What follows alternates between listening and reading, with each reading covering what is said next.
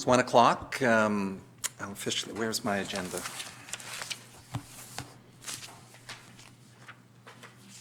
Got the December 5th agenda.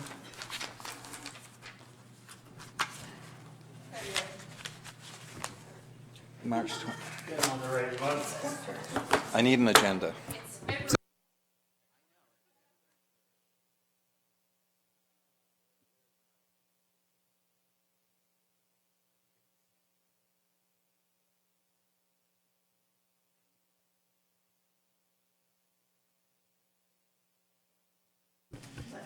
Excuse me, Councillor Bateman, everything on the agenda will be on the screen in front of you. And I'd like to acknowledge that we're meeting on the traditional territory of the Sooke Nation today.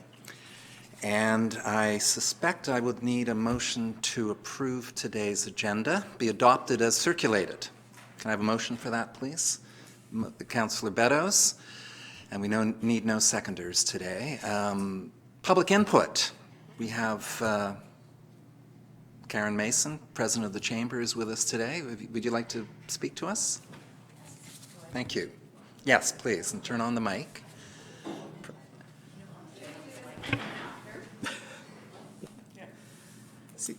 Public input follows each item on the agenda at a committee of the whole meeting. I see. Okay.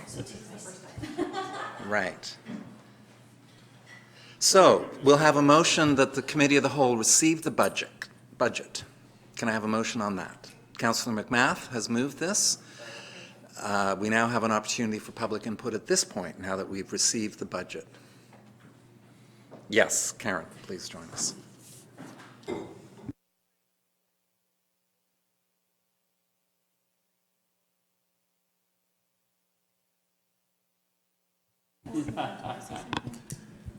Yes, there should be the staff presentation, council discussion. If there's any questions of staff, then public input, and then council can wrap up their discussion after that.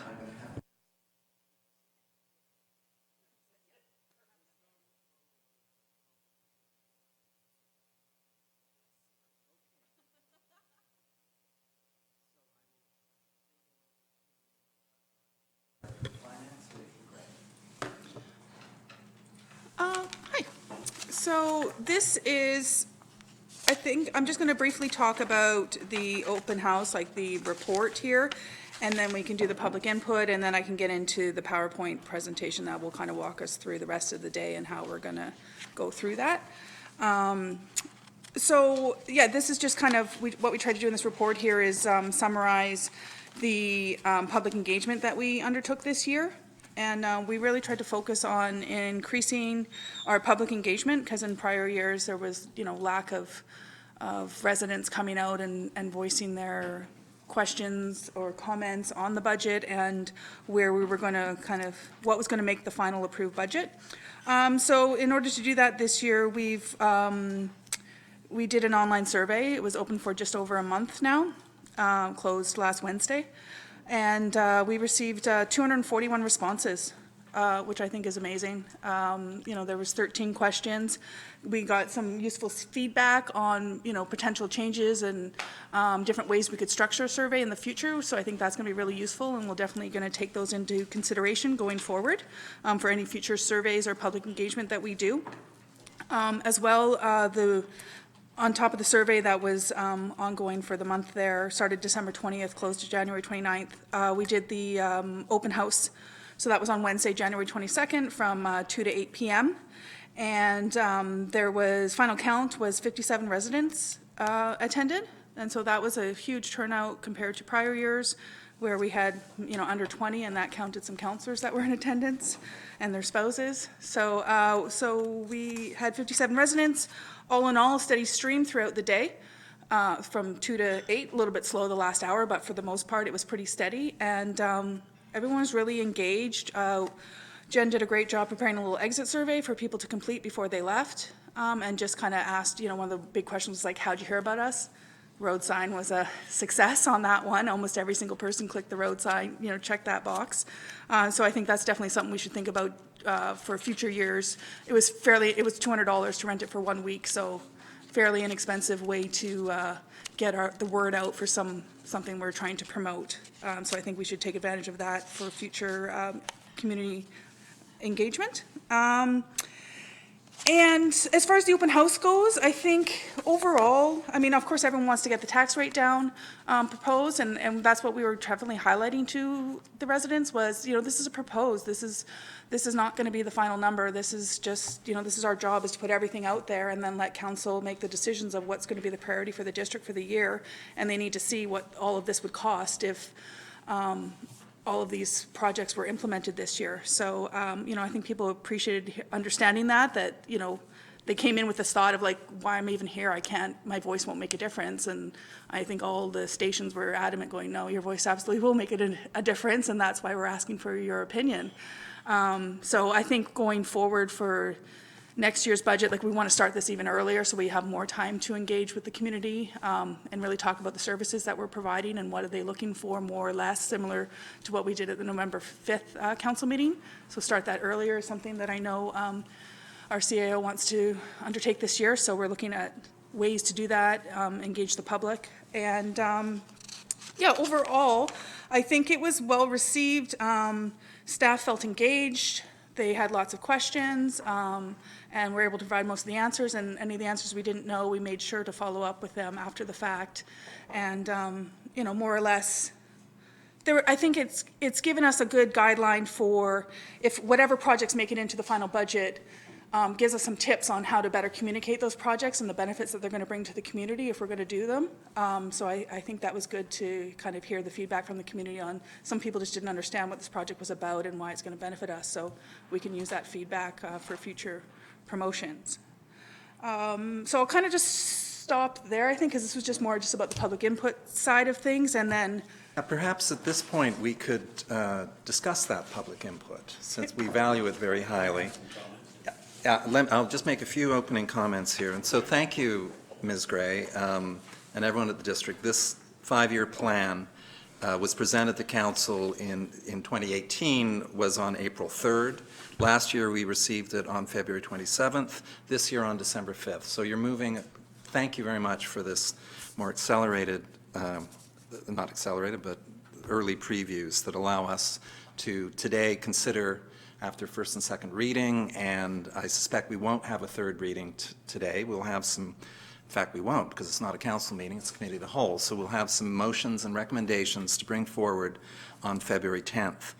And as you say, the community charter requires that we have robust public engagement, and indeed this year we've had some success. And we did ask for the full report on everything that was submitted, including unedited comments, which are absolutely fascinating. It's like reading a Facebook page, right? You have the whole soup to nuts, really mixed set of values going from we're burning, fiddling while Rome burns and our taxes are going up in smoke versus you're doing a great job. So, and everything in between. So, I know Councillor Beddows would like to address a few of the comments he's seen, and perhaps others of you as well.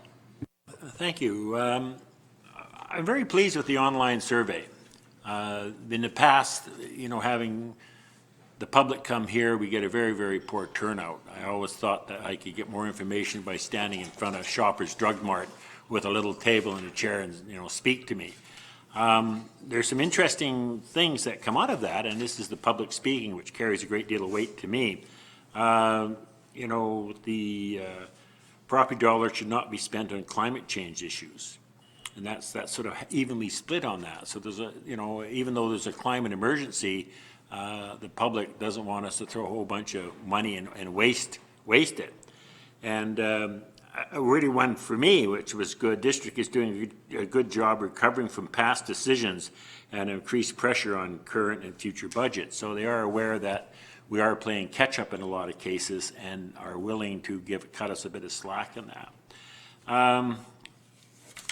The EV charging stations, I thought they'd be much more popular, and there seems to be a lot of people saying, well, yeah, they look good, but are they really functioning? So overall, I was sort of kind of pleased with some of those things.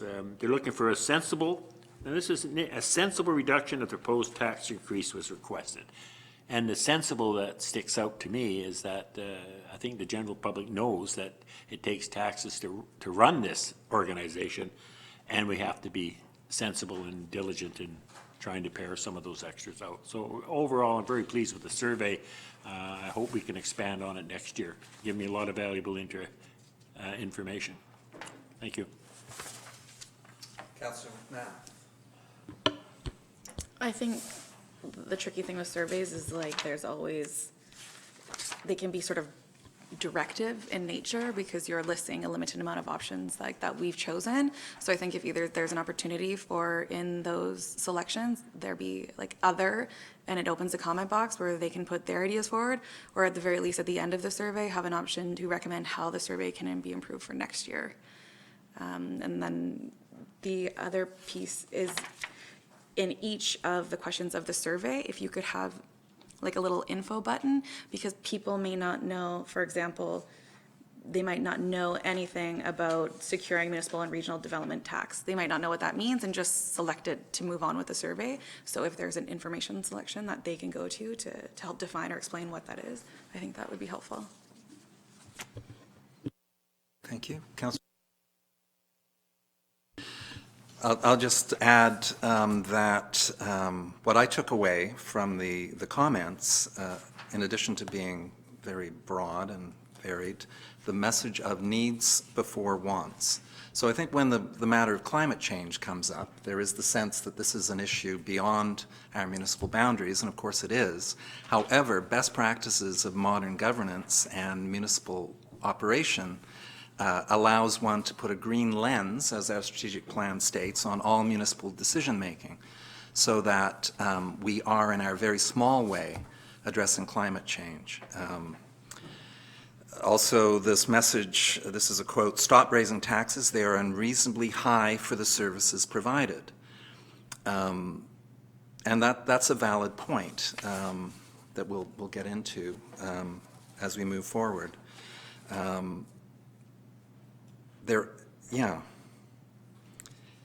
And as people say, it will be difficult to sustain a reasonable degree of living if the taxes continue to rise at the current rate. And I did a quick look at the varying cost of living increases that are happening for all of us in our communities. Housing costs continue to rise. Overall, food expenditures are going to be up 2 to 4% this year, so that's average family of 4 will pay approximately $500 more for food. Cigarettes cost $15 a box, bus pass $85, movie ticket $15. Everything is going up. The minimum wage rises to $14.60 an hour in June and $15.20 in June 2021. The average wage in BC is $26 an hour. These are all context statements. We also are seeing CRD is raising its requisition, I guess is the right word, to 2.5% this year. Viral, Vancouver Island Regional Library, is up 3.94. I don't know what School District 62 is intending. Do you know? I haven't received anything from them. The first notice I got so far is just from the library. From the library? I've received the library's one. I haven't received anything from School District 62 yet. So costs are going up all over, and yeah, okay, so that's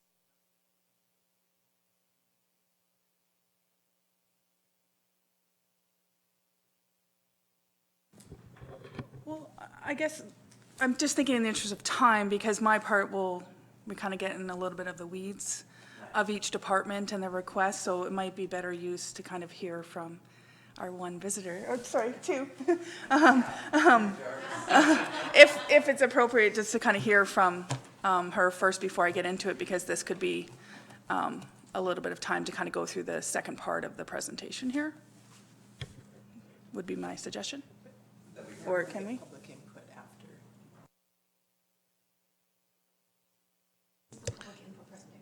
Thank you, Mr. Chairman. So the intent of the agenda is this part of 4.1 on the agenda is around the public input report. So if any member of the public wants to speak on the public input report, this would be the time. If they want to speak on the budget in general, That will be under 4.2 on the agenda.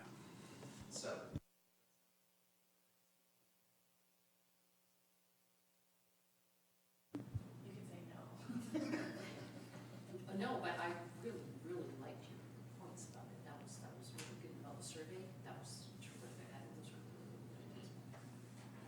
Could- Information boxes, because she was right, when you see a line item in the survey, you like, unless you're versed in some of these matters, you don't necessarily know what they are, and having an information box, I think is brilliant. So I think you'll get a more fruitful result if you have those options for people. Okay, thank you. Anyone else?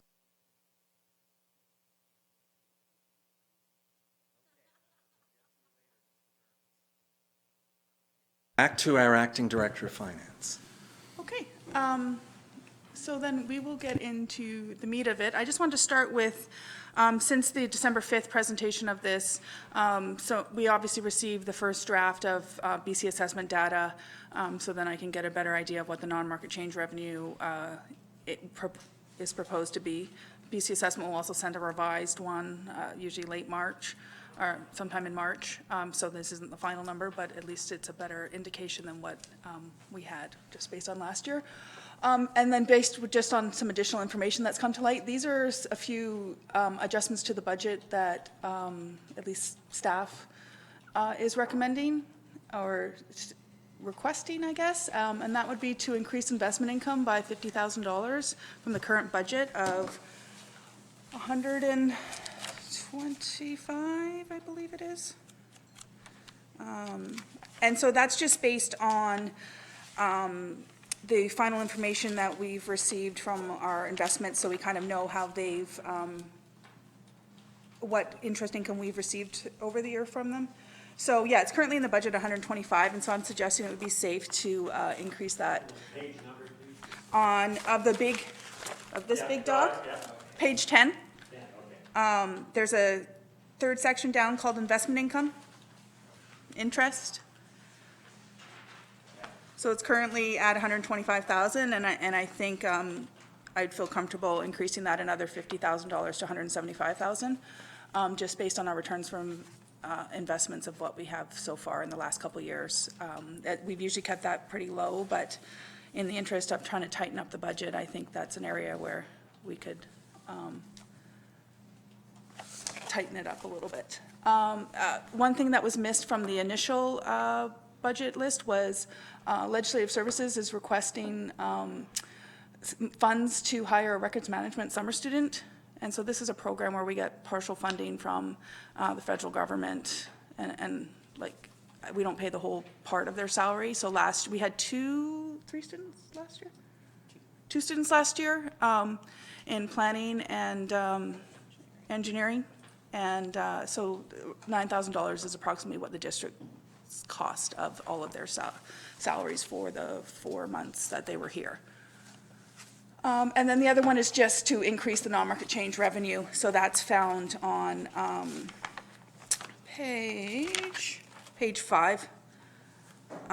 It's the second line down. It's currently sitting at 225,000 because it's just a placeholder until we would have a better idea of what the actual funds are going to be. So I'm just requesting to increase that to $267,000 from $225,000, because that's more reflective of the potential revenue that we're going to receive from non-market growth in the community. I'm going to pause between each one of these slides and ask if anyone has any questions from council. Are we okay with this? Yeah?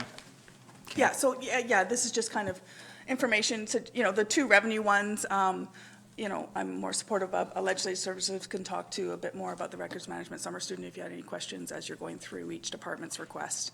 This was just kind of new information since December 5th.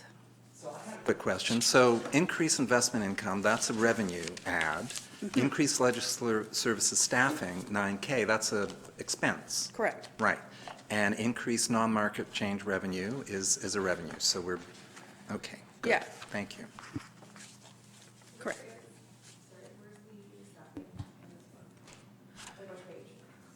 that is not, because that's a new addition that we would be looking to add to the budget that wasn't included in the first draft in front of you, for the records management clerk? No, that was not included in the original draft, so that has just, yeah. So it would be in the legislative services section, which is on page, why is that page not numbered? Page 15 of the whole document, of the big document. That's in corporate services. Oh, sorry, I'm looking at the wrong, sorry. Last year's. It's on page 19 of 33. So that's the department that would belong to.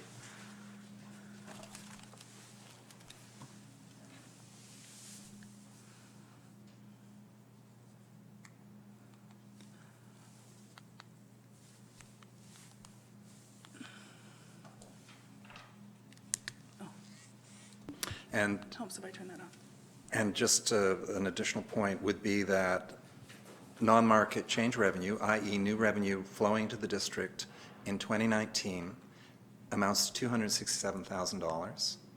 Correct, based on all things being Right. status quo. And that we as a district are exclusively dedicating that full amount to staffing as we. Correct, like that's Okay, a thank you. different strategy we're recommending implementing this Yeah. year. In prior years, it's just been part of the general revenue that Yeah. we received and hasn't been allocated for anything specific. Yeah. So now we're just seeking to be strategic Right, in our future staffing Yeah. and using that funds towards it.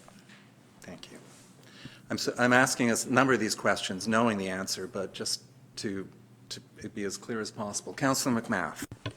Are you going best case scenario with those numbers?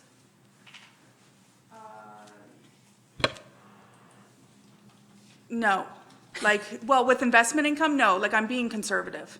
I'm trying to be conservative with the revenue because normally the revenue numbers don't, historically looking back on, so we haven't really been as accurate with the revenue forecast because the expenses have been so tight, so we look at some additional revenue we received to kind of offset some overages in other departments over the years. Because each department's been really reduced, and we had years of, 0% or 0.2% property taxes increases, then expenses are most that's likely killed were us, over yeah. budget those years, so. Just where I I'm think- going with it is, so if we put it to 267 Yeah. for the non-market change, but then we actually end up only getting 230, No. the estimate was off. For. So then I would hate for us to plan a budget off that and then be short because we were on the best case scenario. So the non-market change, sorry, that was more just in regards to the investment income line about being conservative on what we're going to receive to that. Non-market change, there's a whole big complicated spreadsheet where I enter all the BC assessment data in, and it'll, based on the current proposed property tax rates, it does a calculation that will tell us this is how much you're going to collect. So that one is a known. Once we determine the final budget and the final property tax rates, the investment, non-market change revenue will be a known factor because when we get the data from BC assessment, it indicates which new folios have been added. And so there's a separate kind of calculation that comes out of that tells us how much revenue we're going to be collecting from new growth Gotcha, versus so we're existing growth. guaranteed that 267. Yeah, if all things stayed equal, if the budget stays the same, and we keep the property tax the same, that's how it's calculating out so far. So once anything changes, from today when you guys were So going to come say, up. today we change and we come out with a 5% property tax increase instead. How does that affect that Well, number? so then I'll have to go back and just kind of re-enter the amount of property taxes that we need to collect, so that'll potentially change the rates. It's just a kind of a complicated dance between the rates that we Right. need to charge to collect the property tax revenue that we need. So based on today and officially getting, I guess, endorsed by council on the 10th, if that's how this is gonna work. I'll go back and make all those changes and come up with a new number of what we need for property taxes. So that's basically the number on page 5. Right now, it's 9.148 million. So if that number goes down, then we'll need less of that. So then I plunk that into the spreadsheet, and it'll kind of recalculate how much revenue we might get from non-market change based on that. So Gotcha. if we need less, then obviously less would be coming from non-market, Yeah. So until I kind of know what the final tax number is, I don't know if I'm explaining that right. Once I know what the final tax number is, then I can kind of tell you what the non-market change number is going to be. Gotcha, thank you. Okay. So speaking of non-market change, so these are the three positions that we would be looking to add this year and have them funded with non-market change revenue. So they are a senior planner, the communications coordinator, and the environmental service technician. The senior planner started with us at the beginning of January, and then the two other positions, communications coordinator and environment services tech, have been prorated in the current budget to start in approximately May, obviously depending on getting the job descriptions finalized and positions posted and finding a successful staff member to fill those positions if this is something council is supportive of. So these are the three positions that we'd like to fund with non-market change revenue. So I'm not sure if you guys would like to provide any input on that or have any conversations about that. Councillor Beddows. Yeah, I think we've, through many, many discussions, we've already sort of decided that those are three that are basically essential to carry through. So I think we carry through. So the next thing I wanted to draw your attention to is the resolution that was passed at the November 5th special council meeting talking about the service level reviews. So there was a specific resolution passed, and as I had highlighted at the December 5th meeting, there's some costs associated with what was passed in that resolution. So I think I would be looking for some guidance on if you guys are okay with what was included in there, or if you would like to, a proposal was put forward with the cost that I provided to you, so it's just more wanting to know if you guys are good with that, or if you would like to make any modifications to it, and go from there. Councillor McMath is first, and then Beddows. I would like to scrap the purchase of e-bikes for Bylaw. I'm okay with the assessment of sewage charges. I'm okay with reviewing the staffing. Why don't we do this one at a time? Sure. Because Let's we'll start need with we'll start motions with the on each of bikes. these. Sure, that's a great one. I'll comment on that. when you're ready.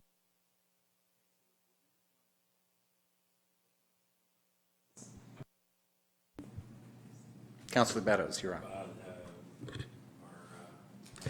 Sorry, I just want to provide a little bit of context before you talk about the e-bikes in too much detail yet, because it might change your mind of what you were thinking. So for the e-bike, as far as the capital cost of the e-bike of $3,210, that's budgeted to come out of the capital asset, or Climate Action Reserve Fund. So just so you're aware, it wasn't coming out of a property tax fund. Obviously, it's your discretion if that's what you would like to fund it for, but just to clarify, the property tax increase, the 0.03%, is from the $2,000 increase in operating costs to outfit helmets and all that stuff for the e-bike. I think like at this time, we're looking at what we need versus what we want. And it's the nickel and dime stuff, and they don't need those bikes. And yeah, if you look at it, so it's such a tiny thing, it doesn't count, but you do that 100 times and it does add up. I would like to scrap it. Somebody please make a note that I concur with Councillor McMath on the bike purchase. Councillor Lajeunesse? I also concur with that. As do I, and I did predict back on December 5th that this particular item would be the first to go. And surprise, surprise. As much as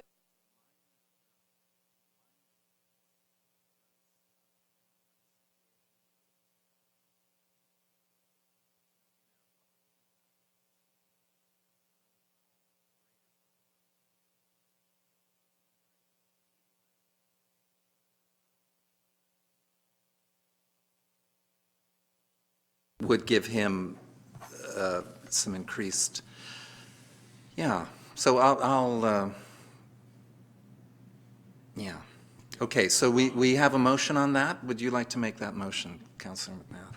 Yeah, I'll make the motion that we scrap the review of purchasing an e-bike for bylaw officers to utilize. Okay, and that'll go to council on February 10th.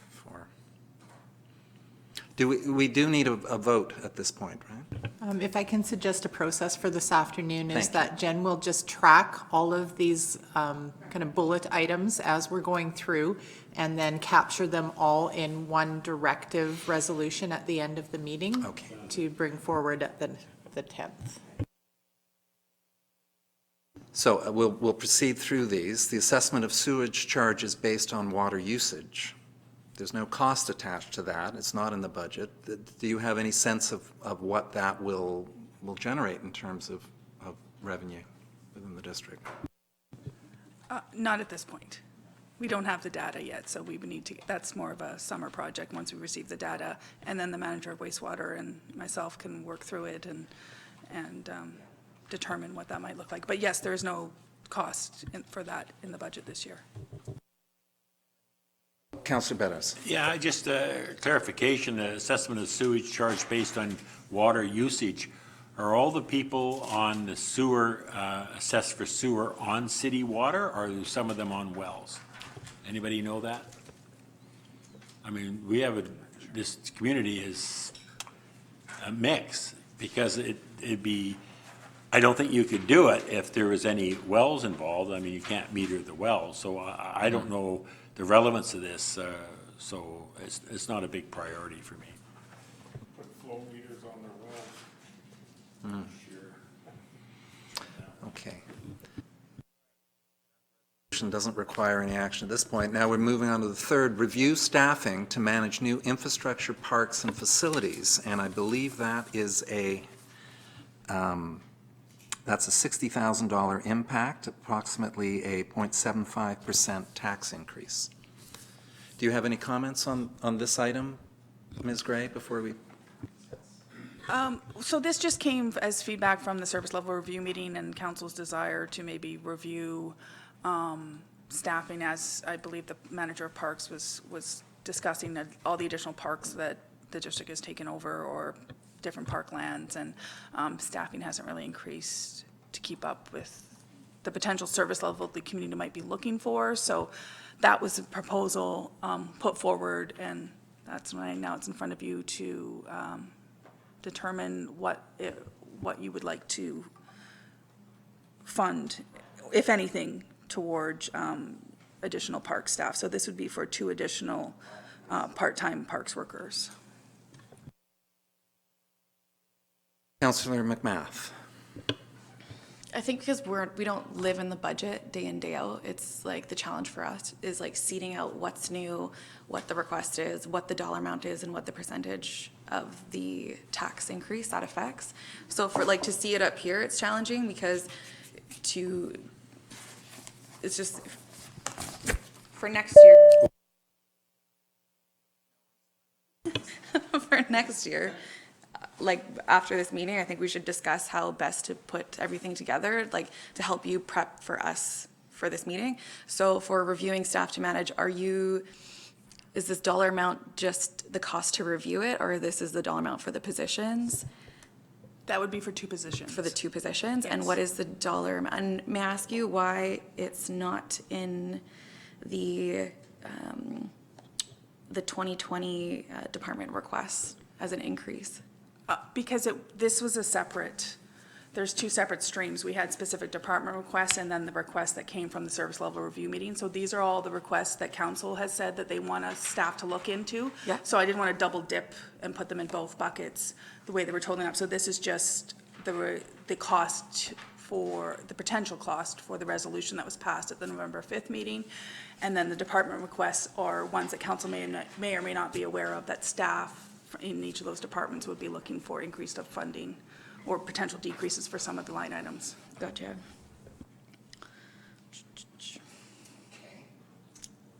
So, May I? you may continue. Thank you.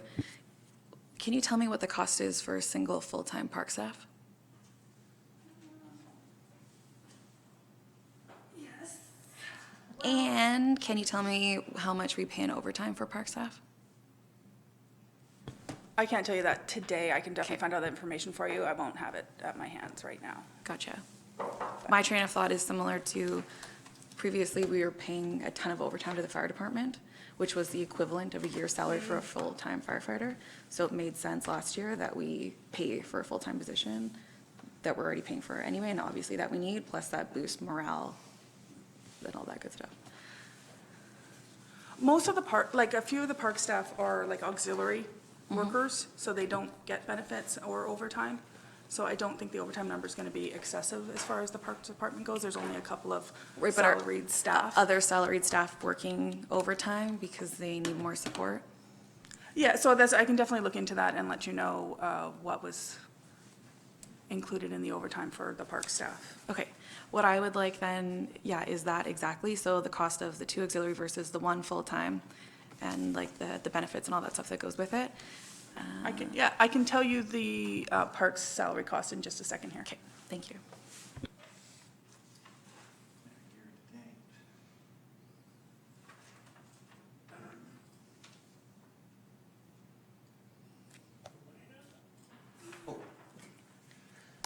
Waiting for, are you seeking something at the moment? Yeah, We'll I'm just pause, waiting for we'll the let- spreadsheet to load up for a Okay. second here, and then I All can right. just tell you kind of, Yeah, the staffing, it's the reason, they're for the summer months when we She need. can't answer your question while she's looking. correct. They would be, I believe in I summer. thought you said she could, so I'm waiting for it to load. Yeah, okay, that's all I want to make a point. And I assume the head of that department had a good reason for putting this in. They're not here to ask a question, so I don't know what more we can do with it. So for the 2 salaried positions we have, including salaries and benefits, it's approximately $78,000 a year. And then it just depends on their levels. That's for a parks worker too. And then we have auxiliary workers that have a different budget allocated to them. They don't get, they get, they're just hired as if when required. So the parks is a little bit of different process. And then we also have these parks laborers, which currently the budget was $100,000 for the parks laborers, and that's what I believe the manager of parks is looking to hire, is just 2 additional laborers. So she's requested an additional $60,000 that would fall under that category. So they're on call as if when required. They wouldn't be on our benefits plan. They're just auxiliary employees. And so they more have just a bucket of money that she can draw from throughout the year and kind of manages her budget if, when she's getting close to the budget, see if she still needs to call people in or not. Councillor McMath and then Beddows. Could you, through your worship, to Ms. Gray, the difference between laborers and parks is only about $18,000. And when you look into the overtime, can you speak with the head of parks as to what the preference is and why? Why 2 auxiliary and not 1 full-time, if we're that close on the dollar amount? For sure. Thank you. Councillor Beddows. For this hiring in the summer months, you said it was, the auxiliaries were 100,000 and requesting another 60. So that's a big jump from 100 to 160. So I'm not comfortable with that. So over to the other councillors on that too. That's a big jump. Has our the workload in the parks increased that much? Or, I mean, that's a big jump.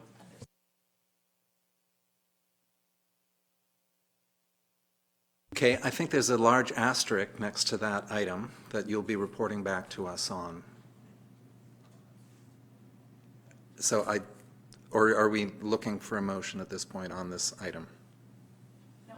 No, okay, so we'll hear back on that next time around. Next item is increased street lighting on hydro poles, and the good news is this can be managed within the existing budget. So that can stay as is.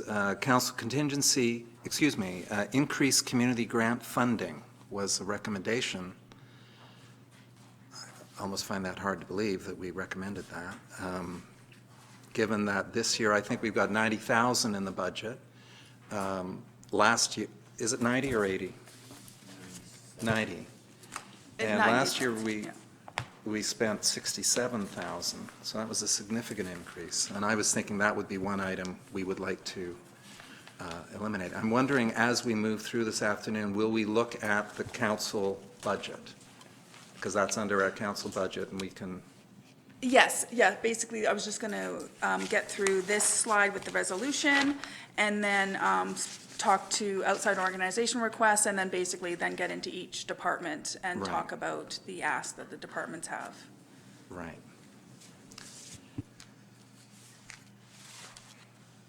We might as well finish this process so that the government perhaps is not. Okay, Councilor Knapp.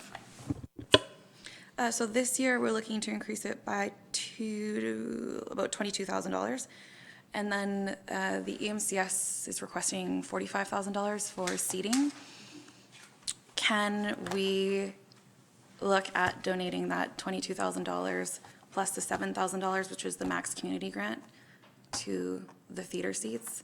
And then going forward, reduce this budget back to what it was originally, which was closer to the $70,000 mark? Just to clarify, originally it was $80,000.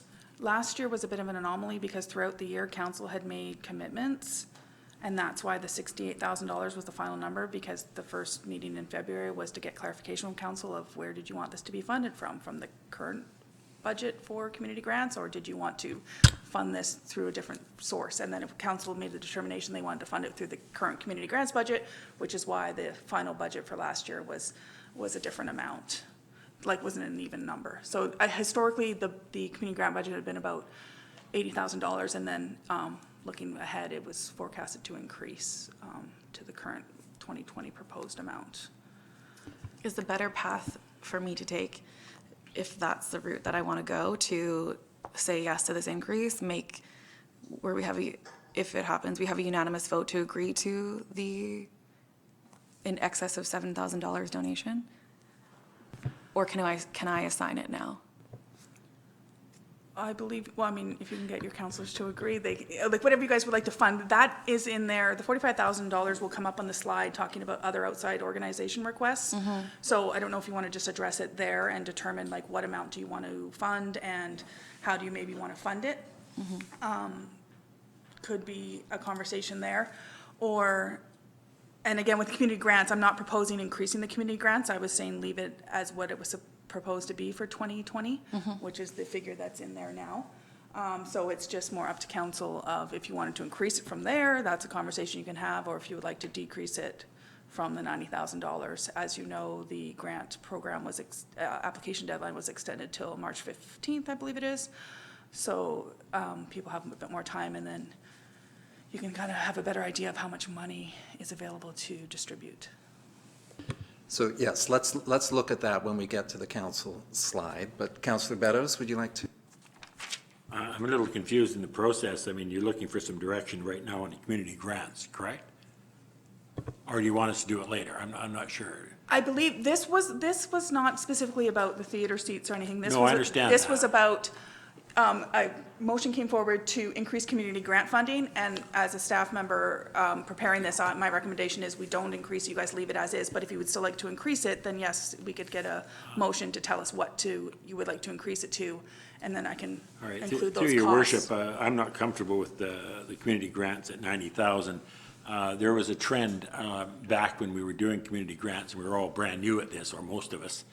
And there was, at that time, we discussed at great length that they were trying to wean some community groups off of public money. The idea was it was like a 3-year period. We got people on their feet, got them going on a project, but they weren't just year after year after year. And I believe that this would be the 3rd year of that project, and some people would have to be dropping off. And I personally take a lot of flack from the community on we're far too generous in this area. So I'm not happy with the 90,000. I'd like to have that drop down to 70,000. So it sounds like at least 3 of us agree on that.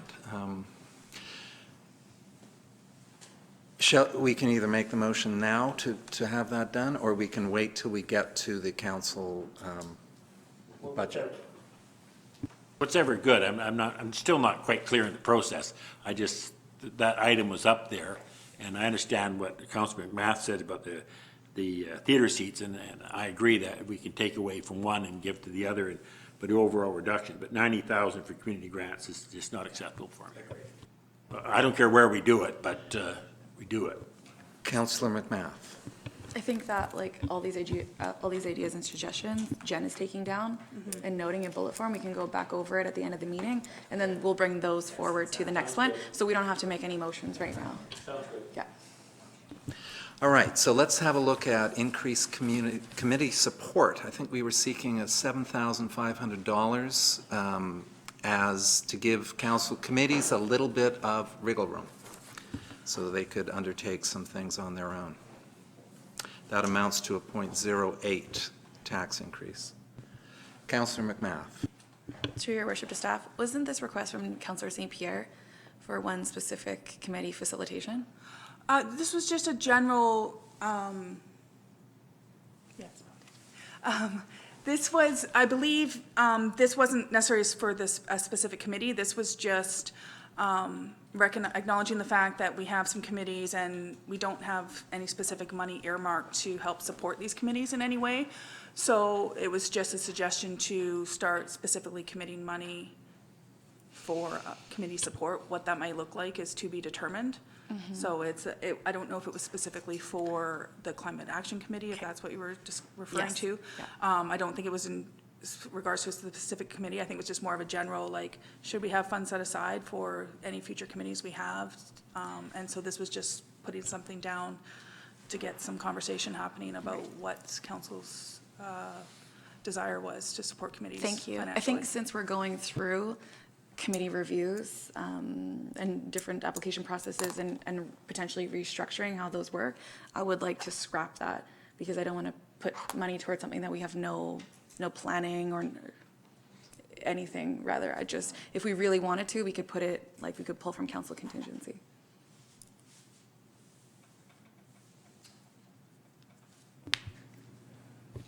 Councillor Beddows. Who's going to like this one? I disagree with Councillor McMath. I think that we should allow for it. We're going to be looking at this whole process over this next year, and if we need some resources to put to some of these committees, we will have it in the budget, and if we don't use it, we don't use it. But I think it's important that we have it there. I remember, I know most of it did come from Councillor St. Pierre, but if we are going to look into some of these very serious issues, I'd like to have some dollars to back it up. Not a whole lot, and I don't think 7,000 is a huge number. So I'm in favor of that. As CRD Chair Colin Plant says, I'll insert myself into the queue here. And I say I agree with Councillor Beddows. It's interesting to see the year-to-date budget that Ms. Gray circulated, and there's a lot of scenarios where we've gone under budget. There's a few where we've gone over budget, but it's in the budget. I guess our mission today, and I failed to make some opening comments here. Mayor Tate, first of all, is absent today because she's taking her dad in for some serious health issues. So our commiserations and best wishes to Mayor Tate. Councillor St. Pierre is coming down with some sort of, I don't know what, but he's had to leave today, and his overriding comment as he left was to point out that we as a council don't want to get into too much, a little bit of micromanagement of what the professional staff are doing here. There's a great deal of trust in our professional ranks here. And Councillor Logan's is waylaid by a snowstorm someplace. Probably Mount Washington is my guess. Maybe she was up island this weekend. So that's why there's the four of us here, and we do form a quorum, and hence the statement at the outset that we're not going to be doing a third reading today at all, obviously. I made that mistake again. We can't do third reading here at a committee of the whole. So anyway, Councillor McMahon. The $7,500 is not enough to do serious work for committees. And if we really need that money, it's such a small amount, it can just be pulled from council contingency. So you want to put it in the council contingency to make you feel better. I just think having it separate by itself with no plan, like what are you going to spend it on? We have no idea. And I had another point, but I forgot. Councillor Lajeunesse. Can we just bump up the council contingency by 7,500? And if we don't use it, we do something else? Councillor Beddows, and then It's, McNabb. it's either or. I mean, as long as we have some allowance for it, if something comes up, I don't care what budget is in, but the $7,000, I think it's a reasonable request. I don't care where they put it.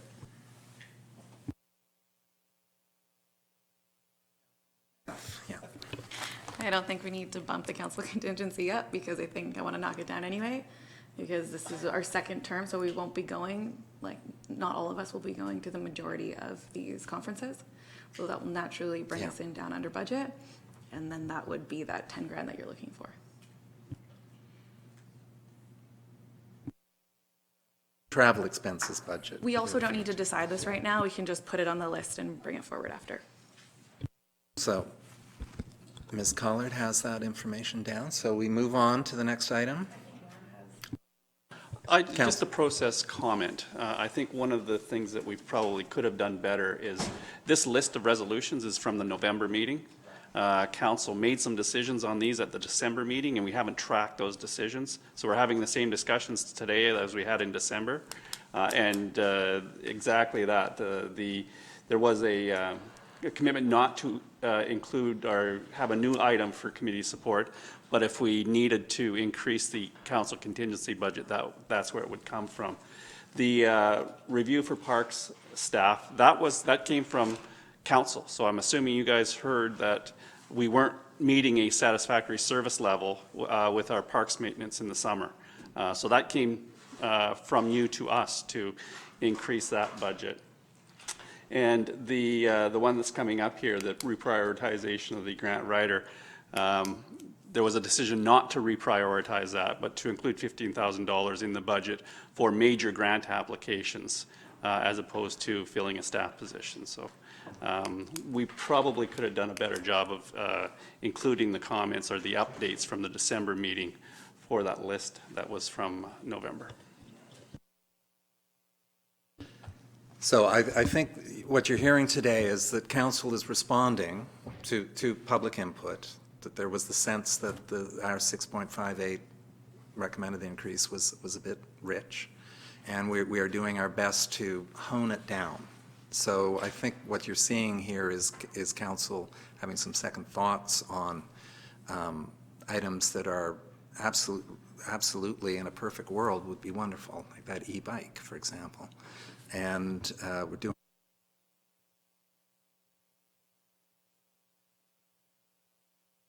Council. On the last one yet? We have just discussed the reprioritization of economic development grant writer and review of the removal of town core parking lease. Done, I think. We already said that that's to go.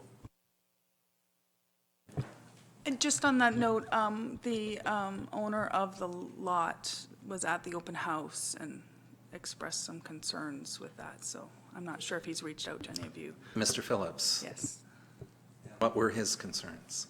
just that we're not going to be renewing the lease and how that would affect, I believe, the Petrocan beside them. It was kind of hard to hear him and understand exactly where he was coming at it from, but just in case he reaches out to any of you, he was at the open house and was asking, just discussing that. So that was a 24-month lease. It expires on June 30th of 2020. There was no way for us to terminate that lease before the 24 months. So the owner has been notified that the intention is not there to renew on July 1st of this year.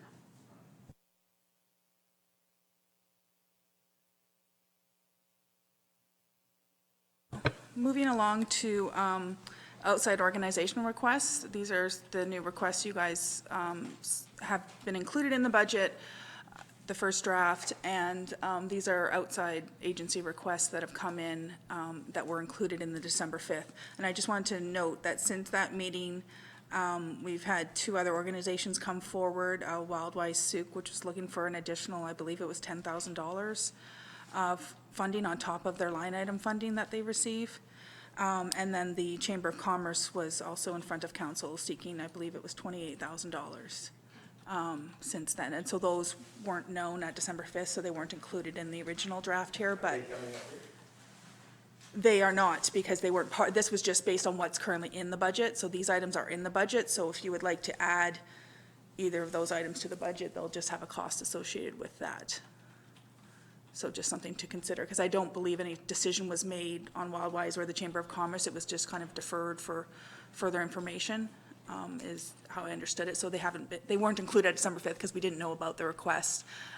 So just to keep in mind. Okay, so Councillor Beddows. Yeah, just on those two, nothing, the chamber was supposed to come back with all sorts of information, so. Well, I know, but there were supposed to be documentations, budgets, all that sort of thing, and it hasn't come through yet, so I can't see how we can plan for something when we haven't finalized that request. They came to us, and they came with the idea saying, what do you need from us in order to get this funding reinstated? And we gave direction to the chamber of what we would require, and they have not been back. So, I mean, it's very difficult for us to throw a line item in there when we don't have the information to move on it. The second one, the Wildwise, I was at a meeting yesterday, and in my opinion, the 10,000 they're asking for is not going to happen. And they've already said it's not going to happen themselves, so I don't think we need to put that in there. Councillor McMath. Help me jog my memory. We had the EMCS theater seats.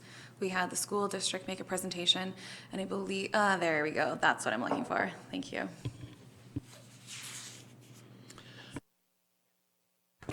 These are the three outside requests that were known about at the time the budget was drafted. And so it was a request from School District 62 for an additional $9,000 to hire an additional crossing guard for Sooke schools.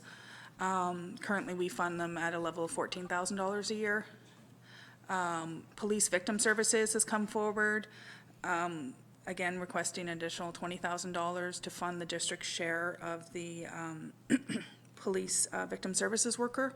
And so this is historically, there was a difference of opinion on how this should be funded, but I've done a lot of digging into this, and based on what other municipalities pay, we're not paying our share, which means then victim services has to self-fund this worker through other revenues that they're receiving. So again, it just historically was kept at this flat line level, and I'm not exactly sure why it never got addressed before now, but they've come forward to me and provided the information and comparables, so I feel comfortable that this would be our fair share of the budget that we should be contributing for their services. And then the other request was for the theater seats, and they had requested, I believe, up to $45,000, which was the remaining costs of their seats. So they are included in your budget. I guess I'm just looking for feedback on if these are individually are supported. We did ask the question in the survey, but it was more of a general, because we weren't trying to single out certain, it was just more to get some feedback on how does the public support us or feel about districts supporting outside our agencies. And here were some examples of some requests that we got this year. So it was more not about these individual items we were hoping the public to weigh on, just more about generally these are some requests we get, and what do you think about the district supporting these organizations? So I'm just hoping to hear from you, I guess, today if these are supported, at what levels, and then I can go away and make these adjustments if necessary. So we'll again do this one at a time. School District 62, now the tradition is for municipalities to fund crossing guards throughout BC, is that? Correct. You know, I'm sure there'll be a group of people saying, well, why don't the school districts just pay for this? But this has been on our budget for 10, 15 years now, so Yeah. it's just the way that it's been done. It's not unique to Sooke, that's just the way that they fund the crossing guards. So like Sooke itself, School District 62 is one of the fastest growing school districts. We have a lot more kids out there, and I assume that this $9,000 request is in keep, so I'd be in support of that. Any other comments? Councillor Lajeunesse. We don't have any new schools, so why do we need another crossing guard? That'd be my question. I'm not 100% sure. We just got a request, a general request, seeking additional funds for the crossing guard, and I believe it's the amount that they're paying to the crossing guards are going up, and then it did say to fund an additional crossing guard. So I'm not sure, there wasn't details provided about which school it was, so I can definitely circle back to them and try and find that out again. I didn't hear back from them yet, so. Councillor McMahon. What happens if we don't pay for the crossing guard? What happens if we don't pay for the crossing guard? I'm not sure, like, we've already gotten the invoice from them for the $14,000, that's just, we currently pay. So it was just a request, so I can definitely kind of pose that question back to them, if we don't fund this, what does that mean? It was just a general letter we received requesting that, so that's all I know at this point, but I can definitely find out some more information. It's just a general request? It was a, request specific to Sooke, asking us to fund. A Sooke crossing guard or just in the pool? I believe it's a Sooke crossing guard, like it was sent to Sooke specifically requesting And these funds. did it so. explain why? If it's for a specific position or if it's an increase in wages? It said to hire an additional crossing guard. Okay, and you don't know where? I don't know where that's Okay. at. I can try and find out. Perfect.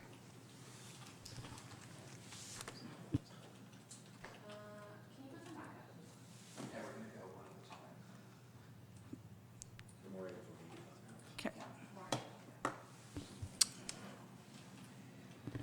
I'm good with police victim services for 20 grand. Yeah. Now, we did hear from the representative from Sooke Transition House was here on December 5th. And again, is this a norm among municipalities? I think we're legislated to provide this support. Yes, and we've been providing it for a number of years now, but the issue has just been the level that we've been funding them at isn't sufficient for what this worker costs. And so they end up self-subsidizing the remaining share because they only get a certain percentage from other agencies. And so historically, there's a agreed upon percentage that the district provides. So this gets us in line with the other municipalities and how they fund this worker in their communities.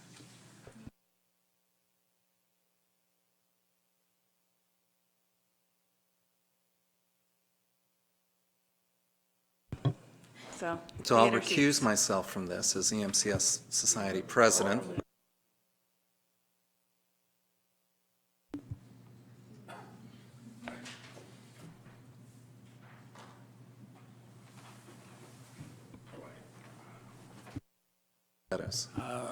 I just have a problem with the amount, that's all. I don't mind that we kick something in, but I think 45,000 is too rich, but open for discussion.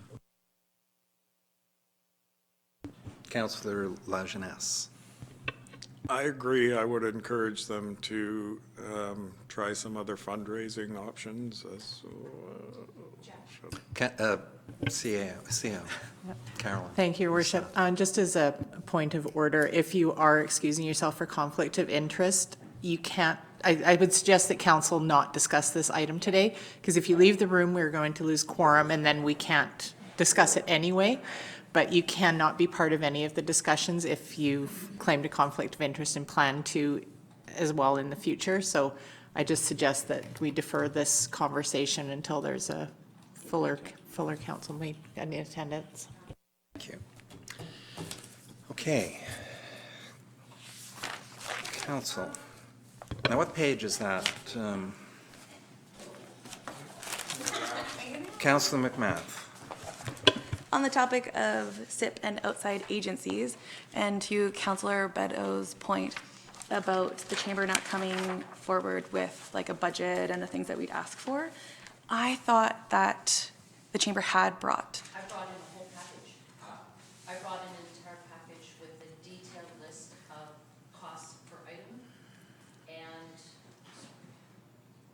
Yeah, perfect. I brought in can you hear me? Yeah. I brought in a complete package with backup, with examples, cover letters, what our actual proposal was, where those monies were supposed to go, everything. So you've got a very clear presentation on what those monies are to go towards. And when did it get dropped off? I dropped that off before noon on Thursday. Okay. Councillor Beddows? I haven't seen them. And I'm not about to vote on something till I've had an in-depth look at that. Well, we're not voting right now, we're just discussing. No, well, that's what I'm saying, is that this is additional information. If it just came in last Thursday, first of all, I'd have to see what was brought in and whether it was, because I made a number of specific requests, if that's adequate or not, but I don't know where that puts us now. Iterative process, as they say. So we're on this latest stage of a journey. Through your worship to staff, where is that?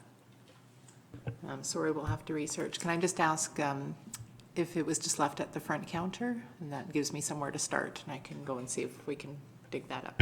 Okay, I handed it to Human. super. So I would just like if Jen could note that is still up for discussion. Would I be able to comment on the package that I dropped off, or do you want me to wait till it's I open think for we'll wait. public input? Let's wait until public input. That's okay. Thank you. Thank you. So I think we're going to dive deep onto the page 17 of the, Correct. So, which we is could just- 100% tax funded. Yes, these are additions to the budget that were new from 2019. So it's just a matter of, I was just going to highlight them. If there's no discussion, there's no discussion. If minds have been changed, because I know there was a bit of discussion around the travel budget of reducing it back down, but I just wasn't sure if that was consensus. So that's, yes. So that's partly what I'm looking for, is just to confirm travel budget was supposed to be going down to $30,000 this year. It was higher in 2019 because of the election, and assuming there was going to be more councillors traveling to more events, just because everyone was new. There was, at the meeting where council, there was a motion, I don't know if it's a specific motion, but there's a lot of conversation about keeping it status quo. So status quo had it going down, it was supposed to be going down to $30,000, so I've left it at 40, but if you would like to drop it back down to the 30, then there would be $10,000 of savings there, which I believe there was kind of a mixed half and half on where to leave it or reduce it. So if you would like to reduce it, that's something we can make note of. And So let's discuss that. I did note in your year-to-date, under council travel, the FCM was the primary, half of our budget went to FCM. This year, I believe just 4 of us are going, Councillor McMath and Councillor Logans, Councillor Lajeunesse, and the mayor. So that will be a savings right there. Yeah, I would think we'd like to, pertinent to Councillor St. Pierre's point, this is one page that we do have full direct control over, so we need to dive into the weeds of this one. I'd like to see us cut that budget by at least $5,000. Councillor Beddows. Another point of interest is the UBCM is in Victoria this year. Right. And although we are going to, I believe, pick up some hotel costs down there so we can stay, events go on to 9 or 10 at night, we do not have all the other travel arrangements and all that. So I think there is some significant savings there, and I think that we've identified two major ones. FCM was very expensive, and not everybody's going to that. So I'd be in favor of reducing that travel budget by at least 5,000. I could even stomach the 10, to tell you the truth. But I don't think we're going to need it.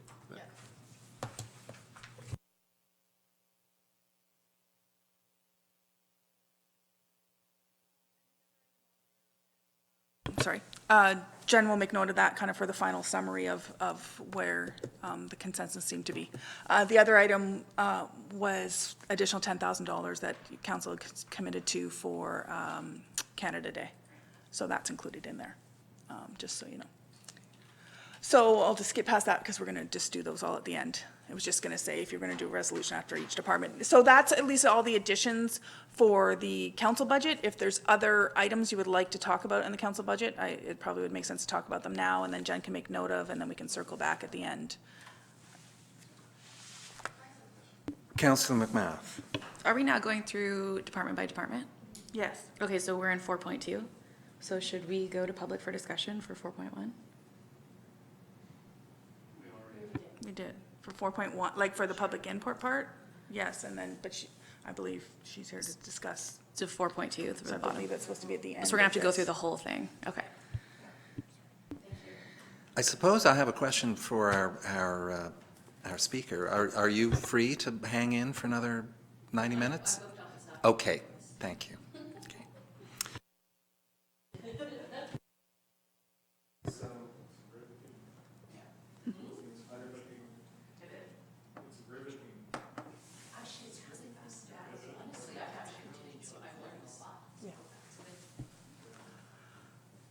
So just hoping to find out, yeah, was there any other line items in council's budget on, like, as Mr. Bateman mentioned? Well, we on do page have 17? community grants under our council Yes. budget, and it's currently at 9437, and I believe we'll be making a motion to reduce that potentially. Jen got it noted, okay. The interesting thing for me is the community service agreements. That's $131,000.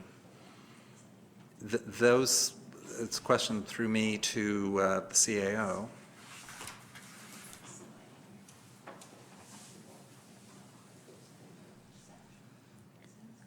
Those are multi-year agreements, I believe in, so Right. they're current, I believe it's maybe in year 3 or 4 right now.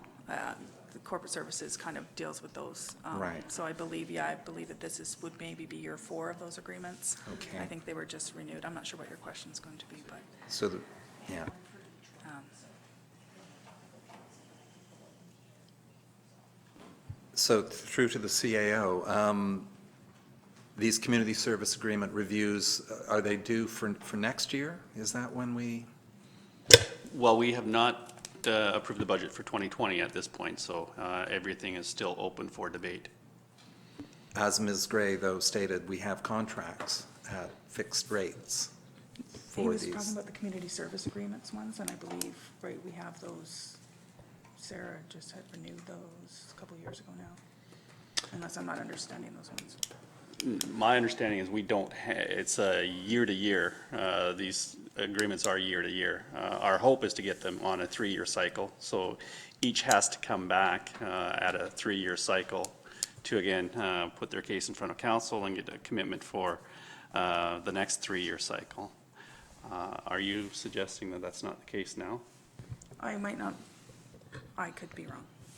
That's more corporate services kind of knows more about the service agreements, so they just are standing line items in our budget. So I think that's a bigger conversation if we're going to talk about potentially not renewing those for 2020. Pause until Councillor Beddows is back, otherwise we've lost our quorum.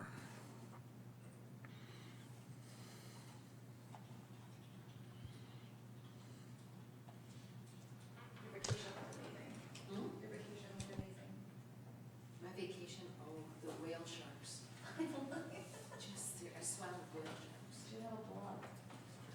Those are just phenomenal. They're big. They're huge. They get up to 62 feet. Just right to free them swimming around. Real on the lake.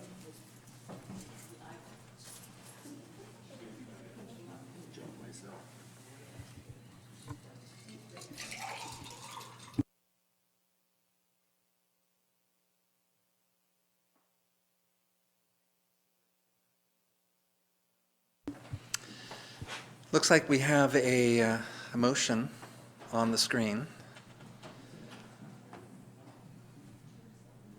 Now, have we discussed this add $10,000 to the special events piece? I don't- And that was under Canada, Sooke Canada Day. Yes, okay, that's good. Okay. All right, so let's have a motion. Who'd like to do this? No, just for clarity, what Jen is going to do, she's going to have a slide for each section of the budget. So at the end of the meeting today, we can go through each section and do the resolutions as opposed to having them all in one big slide. But Yes. It's not a full page one, but we'll make them as we go, and then we'll come back to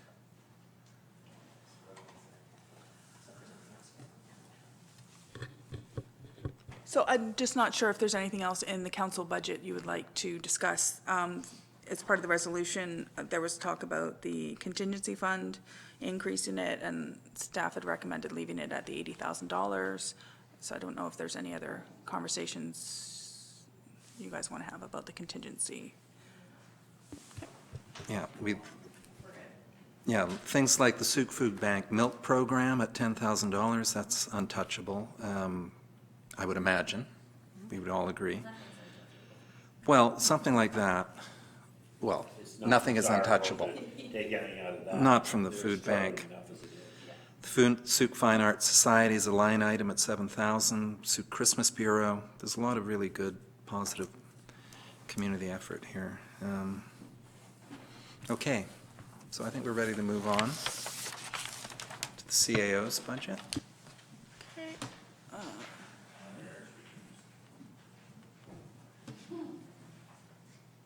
So the two increases for this specific to the CAO's budget are the $16,400 request for the SIP membership and to increase the budget $10,000 for legal. And again, that's just more to be reflective of our actual legal costs of historically. We've been over budget in this area, so those are the two CAO requests. And then the other Human Resource Office admin is under the CAO's realm as well. And so we're just requesting a $50,000 increase in property maintenance from the current budget. And that's just to kind of reflect additional repairs and that need to be undertaken in the municipal hall in 2020. Councillor McMath? Is this $50,000 the money that's going towards, I know this may not be what it is, but it's how we refer to it, the ATCO trailer? Or is this an additional $50,000? This would be funds for maintenance repairs to municipal hall. We're just almost in a receipt of a building condition assessment, which is going to highlight some items that need to be repaired or addressed. And so we're just, would like to set aside some more funds in order to undertake those repairs this year. So this would be for things like stuff in the roof and behind the walls, plumbing, et cetera. Is there an itemized list of stuff, or is this just like a ballpark? This is just, it's a ballpark. Like, we don't have specific, like, historically, this fund is just used for as things come up in municipal hall that we need to repair. There's no specific things every year. We don't have an ongoing list of things we need to repair. This year, we'll have a bit of a list, which is better than at prior years, where it's just been reactive to if something happened, if we had a flood downstairs, then we have to repair certain items or certain areas, or any internal changes or renovations or. How much did we spend on property maintenance last year? Excluding like what's covered by insurance and stuff like that? Yeah, and so I don't know the final number because we haven't finished year end yet, and so there's some of these items that are gonna get capitalized once that can all get sorted out and final invoices are received. But currently, the property maintenance budget is $42,000 over budget for 2019. What is the allocated budget? 75,000 And it's currently. 42 over? Yes, and so that's why I'm seeking to increase it from 75 to 125,000, because it's just more reflective of the ongoing maintenance and repairs we need to do to this building. Was last year an anomaly, or is we typically over budget every year? Last year, Like if no, you- it wasn't an anomaly. We've been under budget in this area, so we're kind of. You've been under budget? Sorry, over budget, underfunded in this area is what I was trying to say. Gotcha. So we've been historically over budget on this item because repairs cost more, bigger things break. And so we just haven't been good at maintaining our current assets here, so internal renovations and other things we've had to do around this office over the years. So again, it's just a request. If council's not supportive of that, then we can re-examine what we can accomplish with the existing 2019 budget, which was 75,000. Can you remind me of the timeline for the additional office space? It's proposed, I believe, Mr. McInnes was kind of looking at getting some additional information because there's lower cost options out there that the district has been looking into. So I think ideally we were trying to get late spring, early summer, ideally. But that would come from a different bucket of money that would be funded through this. This would be repairs that we need to do to Municipal Hall. Right, but it's roughly the same amount per year? Yes. So just. If we got a loan for the full amount, which it's looking like now that's not going to be needed, we can find more cost-effective options. So just waiting for some final figures on what other options could be, and then they're going to be presented to council later this year to get some advice or input on what we would like to go with. So I believe if you're referring to the $48,000 of annual loan costs for that, that was based on the maximum loan, and it looks like we won't need that now, so it's just an idea. Can you tell me what we spent in 2018 on property maintenance and 2017? I can tell you 2018, just take me a minute or so here. Yeah, no, I Okay. appreciate that you have to like go in as I ask the questions. And while we're doing that, may I ask another question, Chair? Maybe we'll just make it an option for some others to ask questions. Deal. I think you are our forensic expert, clearly. It would be good, perhaps council one day might want to appoint a forensic expert from its ranks to meet ahead of time to really work through certain of these issues. But that might be the very definition of micromanagement, and we don't.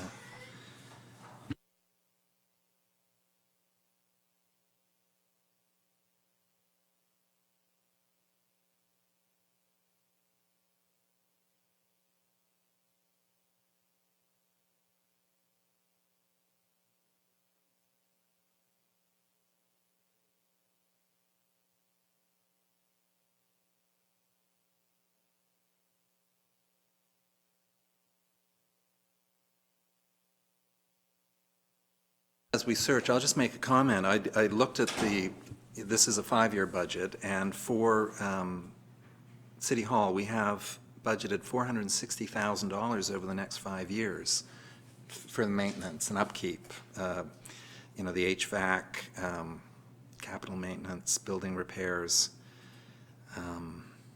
So again, it raises the question of what kind of timeline do we need to be looking at a new building, or, in our public feedback, we heard that perhaps the volunteer fire side should be repurposed, and so there's a number of questions that need to come up for discussion.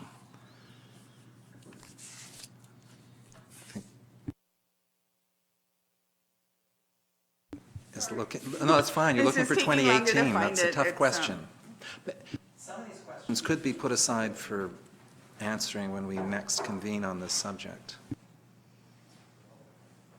Let's count the CAO. Thanks, Mr. Chair. Well, Rachel's looking for information. I'll give you an update on our community group grants. We have 4 of them, the Community Association, Search, and STRA in the museum. They are 5-year agreements, and all of them are in place from 2018 to 2022. Each of them have a 6-month termination clause in the agreement.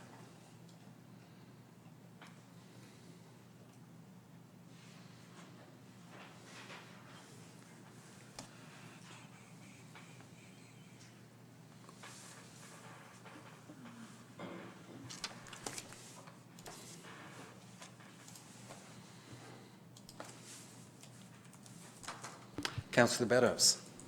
Yeah, I guess we're back on that subject now, are we, or is that just for information? That was just an update. We can certainly go back because I think the information No, is important. I'm okay. I'm pretty happy. Visitor information, regional tourism, Sooke Community Association, I'm okay with them. They do all of them are very essential. Doing good so work. I'm good.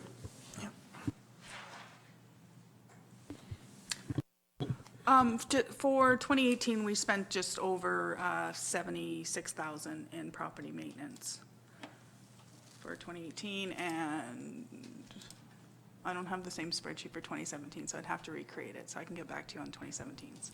Thank you.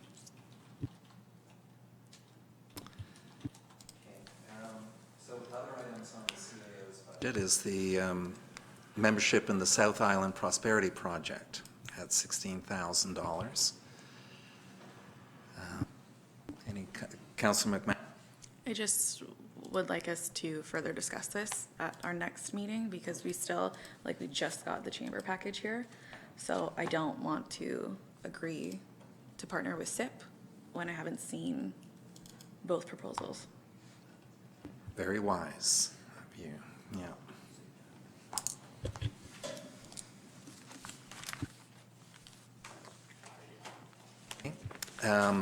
I had a question vis-à-vis the budget assigned for the official community plan review. Where was that? That's in the CAO's. OCP at 125. Is it possible in our desire to cut some corners, to reduce that budget to 100,000? So that's a budget over 2 years. I believe it is $300,000, $200,000 over 2 years. So if we were going to decrease that overall budget, I would suggest because of the change in the Director of Planning and the lag time on filling that position, we probably won't get as much work done in 2020 as we had hoped. So we could either defer more to 2021, or we could, council could direct us to decrease that budget overall at this point. Yeah, I believe the 200,000 was the estimate of what other municipalities who have recently undertaken an OCP, what it's cost them a ballpark. So it was in the budget over the 3 years at 125 this year, assuming that we were going to have to pay a chunk of this money this year for some services delivered, and then $50,000 is in 2021's budget and another $25,000 in 2022's budget, just because it is a multi-year report. It's not going to be completed in 1 year. So again, as we're highlighting with the bit of a lag time in getting this started, we could, definitely move some of those costs over to 2021, but I think the overall cost of the OCP, I think that's a fair estimate at this point. So it's just a matter of what bucket to leave the funds in, because initially there was funds in there for 2019 and it didn't get started in 2019, so. Councillor Beddows. I'm in favor of, pushing some of those along. I mean, we still budgeted $200,000, but it's, as the CAO says, it doesn't look like we would be spending that amount of money this year. Hopefully that we certainly start the process this year, but that's another vein. So in order to, I understand we're just sort of putting it off, but it'd be more realistic to show that some of that cost to be pushed into the further years. And so I'm not sure what would be the proper amount on that line item, but we're budgeting and we're not going to use it, so why have it in the budget? Why not put it in where it's going to be used? That helps. It's 0.3% of a tax increase right there. So just for clarity, if it ends up in the 2020 budget and it's not used, it'll be carried forward into 2021.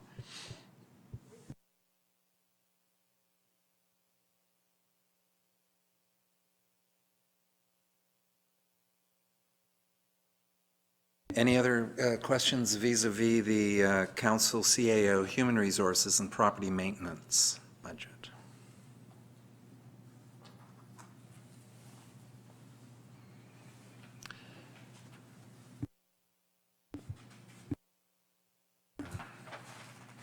Okay, so I think we're all clear on that. So then the next is legislative services, and this includes corporate services and the bylaw department. So corporate services had some ins and outs. I believe I sent you guys a summary of the net of their costs, of their requests.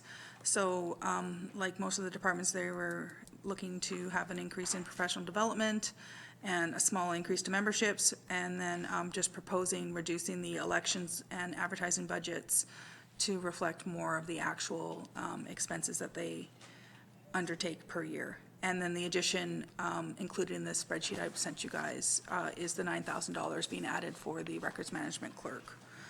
So at the end of the day, their budget is actually reducing $4,250 from 2019. Yeah. So I just don't know if you guys have any thoughts or comments on any of these items. This has all been reflected in the current budget, so it's just, I guess, looking for some feedback on if you're supportive of these items, or would we like to reduce them? And bylaws items are related, the increases are related to the e-bike. So if the e-bike is something that is not pursued this year, then we can remove those from the budget asks. Okay, Ms. Musada. Thank you, Your Worship. Just as a point, reflective of some of the conversation that occurred on Friday, there was a seeming desire to proceed with op-eds in the local newspaper. So the reduction in advertising would probably need to be bumped back up if that's a desire of council to proceed in that manner. So on that subject, an op-ed is when a newspaper provides space to a informed community member to share their views and opinions. And then there is the paid ad, which is a different category. Just to be clear. So we could go to the News Mirror and say it's time the district had an opportunity to speak out, and they would provide us with free space. That's in the grand tradition of the Fourth Estate. My understanding was we were talking Fifth about Estate. paid space. Pardon me? My understanding of the discussion on Fridays, we were speaking of paid space, but they were Right. still calling it an op-ed. Maybe I've got the wrong terminology, Yeah. but it was to buy, it essentially is an ad, but it looks like a news story. Reducing that budget to 16,000 this year from last year was 34. What we have been currently advertising all of our regular council meetings, and there's no legal requirement to do that. And we get it out. It occurs on a regular basis, so we just felt that that could be an internal cost savings. Councillor McMath. We have in the non-market growth staffing under the CAO's office, a communications coordinator for about $76,000. Does that just their salary, or does that include just their salary? Yes, that's their salary and benefits, Okay. prorated from me. So An estimate, because we- Typically, right, so typically if they are planning a project or things like that, where would they be drawing additional resources from, additional money? From CAO contingency? It would depend, I guess, what the project is. If it's suitable to use some advertising budget, that would be one resource for them, or potentially contingency. It just would depend on what they would be looking for funding for, where it would fit in the categories that we currently have in our budget, if it falls into one of them. There hasn't been a specific budget allocated for that position yet, just because it's an unknown of what it might look like. And for 2020, I think we can get by with what we have here with access to potential contingencies and/or depending on if it's advertised. And like I said, corporate services budget presumably would be available for some of that. If we gave them money to use, like if we created a pool right now for them to use when they ideally get in May, where would that fall under in these categories? The communications coordinator, I believe, is under the CAO's department. So there would be some funds added either in, and probably a new line item could be created under there.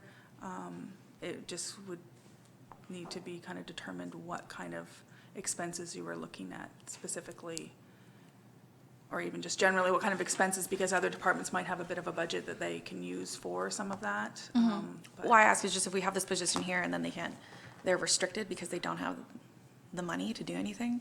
I Well, just wanted again- to start that dialogue now.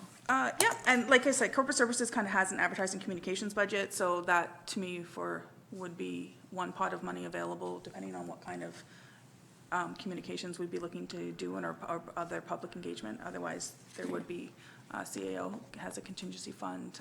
It's just an unknown because it would be a new position Right. for us this year. So I think once we know a bit more information, then we can budget for it more accurately in 2021 going forward.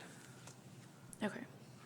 I think I'm inclined to just keep that as it is, and then because they're starting halfway through the year, we can look at creating a new budget piece for them in 2021.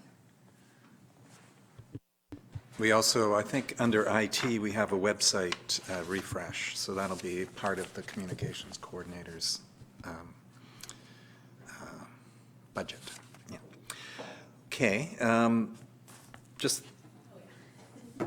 this is 85, the legislative services is 85% funded through taxes, and it's a pretty squeaky tight budget based on a lot of line items. Yeah, let me finish.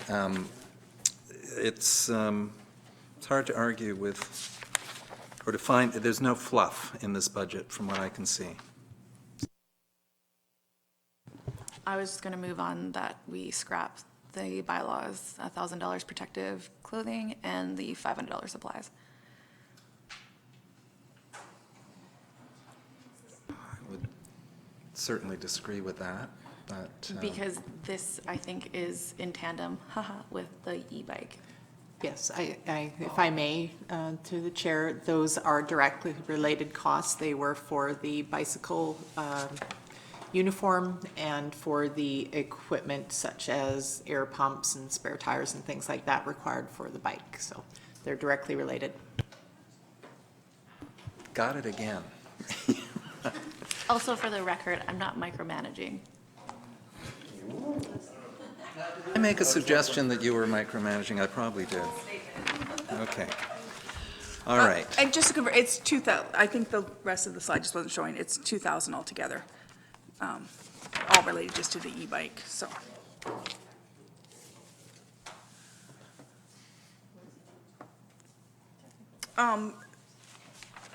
They're just having a bit of technical issues, so maybe can get you guys thinking about the next part. Slide that'll be coming up in a second here is about the capital projects related to legislative services departments.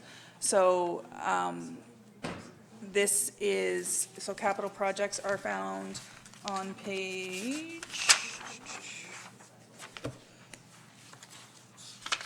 for 2020, they're on page 12 of your big document here. So the $10,000 in the arts advisory panel, that's just a standing item. It's used for various art projects throughout the year. It's not for anything specific necessarily. It's just an ongoing program that we have. That it's funded through the SPA reserve. And then the other project under legislative services would be the request for a vault, a records management vault, and that came up. That's funded from capital asset replacement reserve. So just kind of to get you thinking as far as priorities go for projects. These projects currently don't have direct impact to property taxes, but if we decide to not go ahead, say, with that project, then potentially other projects that are being funded by property tax could get rejigged, or we could just not be depleting our capital asset replacement reserve fund. So just in the order of prioritizing projects, just to keep in mind that cutting that project necessarily, like similar to the e-bike, won't immediately reduce the property tax increase. It's coming through reserves. So the three projects related to them were Arts Advisory, which is a standing item, the new addition of the vault, and the e-bike were the three projects under their department.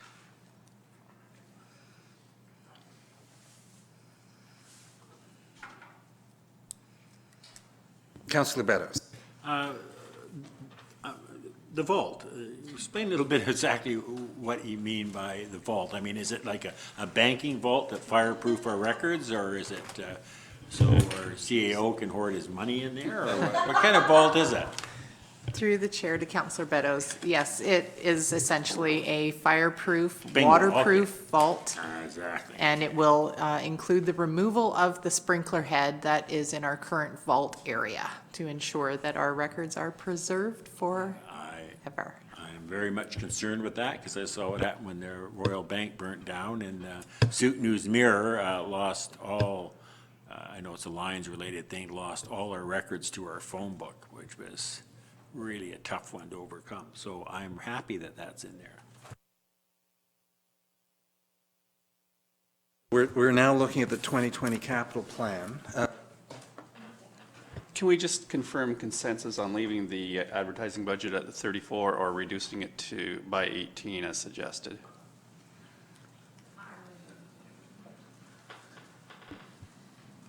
Councillor McMath? I would like to it to stay as its reduced amount, the minus 17K. Agreed. Okay, so that's it. Reduce it. I concur. If it's not necessary, why are we spending that money? I know Ron would be unhappy. It was just Councillor McMath's argument that if we were going to have some project money for the communications coordinator, that's where it would be. 16,000. But I'm hearing the consensus is no. If we require additional resources, we can come back to council with the budget amendment at that time.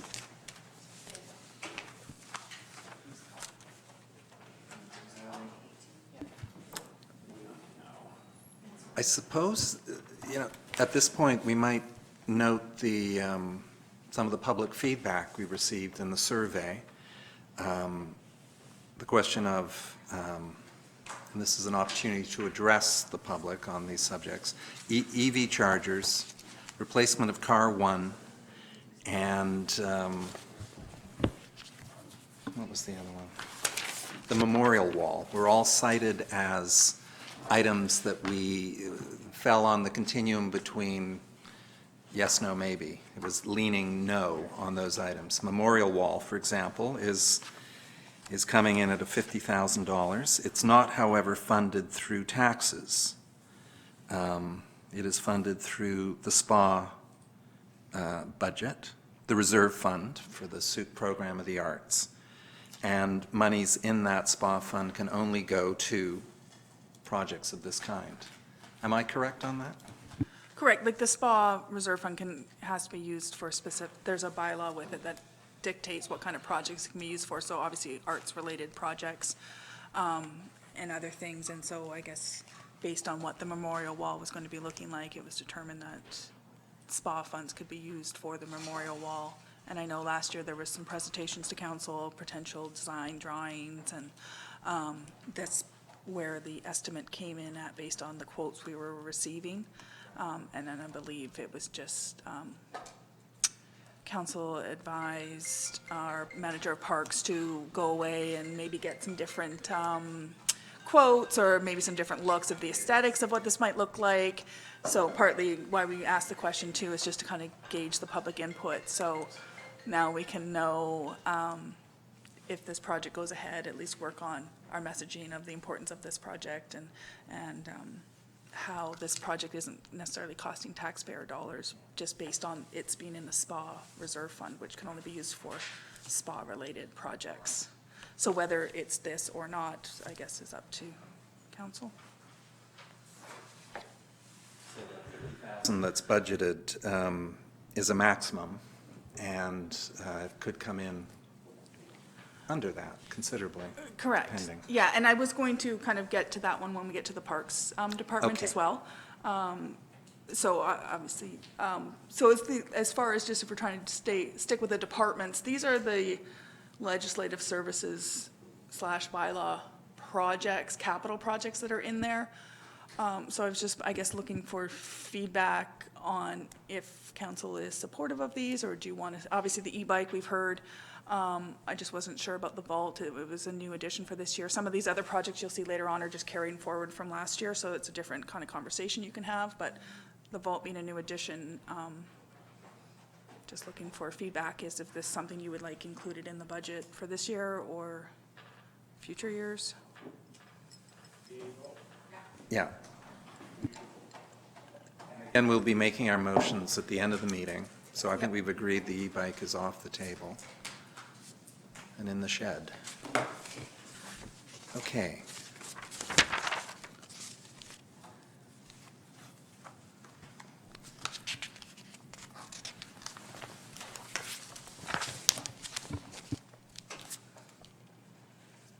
Just like, let Jen get caught up there.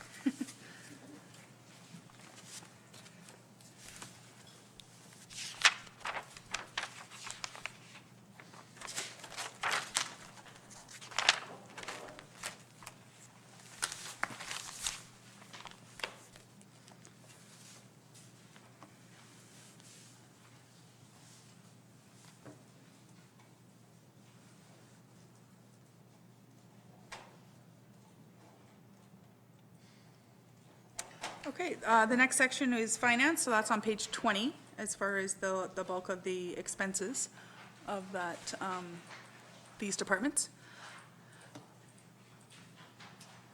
Can I click? Okay, I didn't know.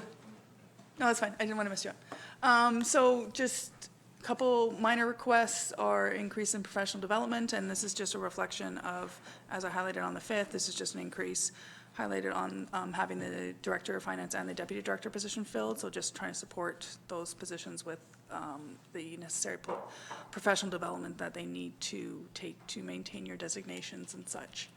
A small increase in memberships and a proposed increase in insurance, and again, this one's just to reflect this is what insurance is costing us. The budget has been status quo for quite a few years, so just looking to get it to, the budget to reflect what we're actually spending on our insurance premiums for that. The 2 IT requests are related to software licensing, so as we get more staff, we're doing a lot more stuff online, which is eventually going to enable us to provide more services to the public online. So part of that is just, there's a licensing cost that goes with the new staff, so as we get new staff on and as we sign up for more online services, that's just reflecting what those licenses are costing us. And an equipment lease, and this was just holding some funds aside because for the plotter, which is a big, massive printer that we have downstairs that our mapping, our maps get printed on. So that one, I believe we're now on our 4th repair this last year, so it's getting near the end of life. So we just would like some funds set aside, and if we need to renew this, because it's getting to the point of it's getting more expensive to repair this than versus just leasing a newer model, which is coming out this year. So I'm not sure if you want any more information. That's just the operating expenses side of those. If there's any conversation on those. I'll just comment, in the professional development piece, that's part of our strat plan, that we're building a reputable corporation that is up to date and moving along. And in our survey, there was a question on this subject, and there's a 3.2 response, which is more than neutral and less than wildly enthusiastic, but definitely the recognition that staff here need to continue their professional development. And I wanted to note under the CAO's budget that he has reserved $10,000 for himself, and this is a quarter of what was budgeted 3 years ago for professional development. So I think the professional development's all being done from what I can see, in a very reasonable manner. Okay. So, sorry.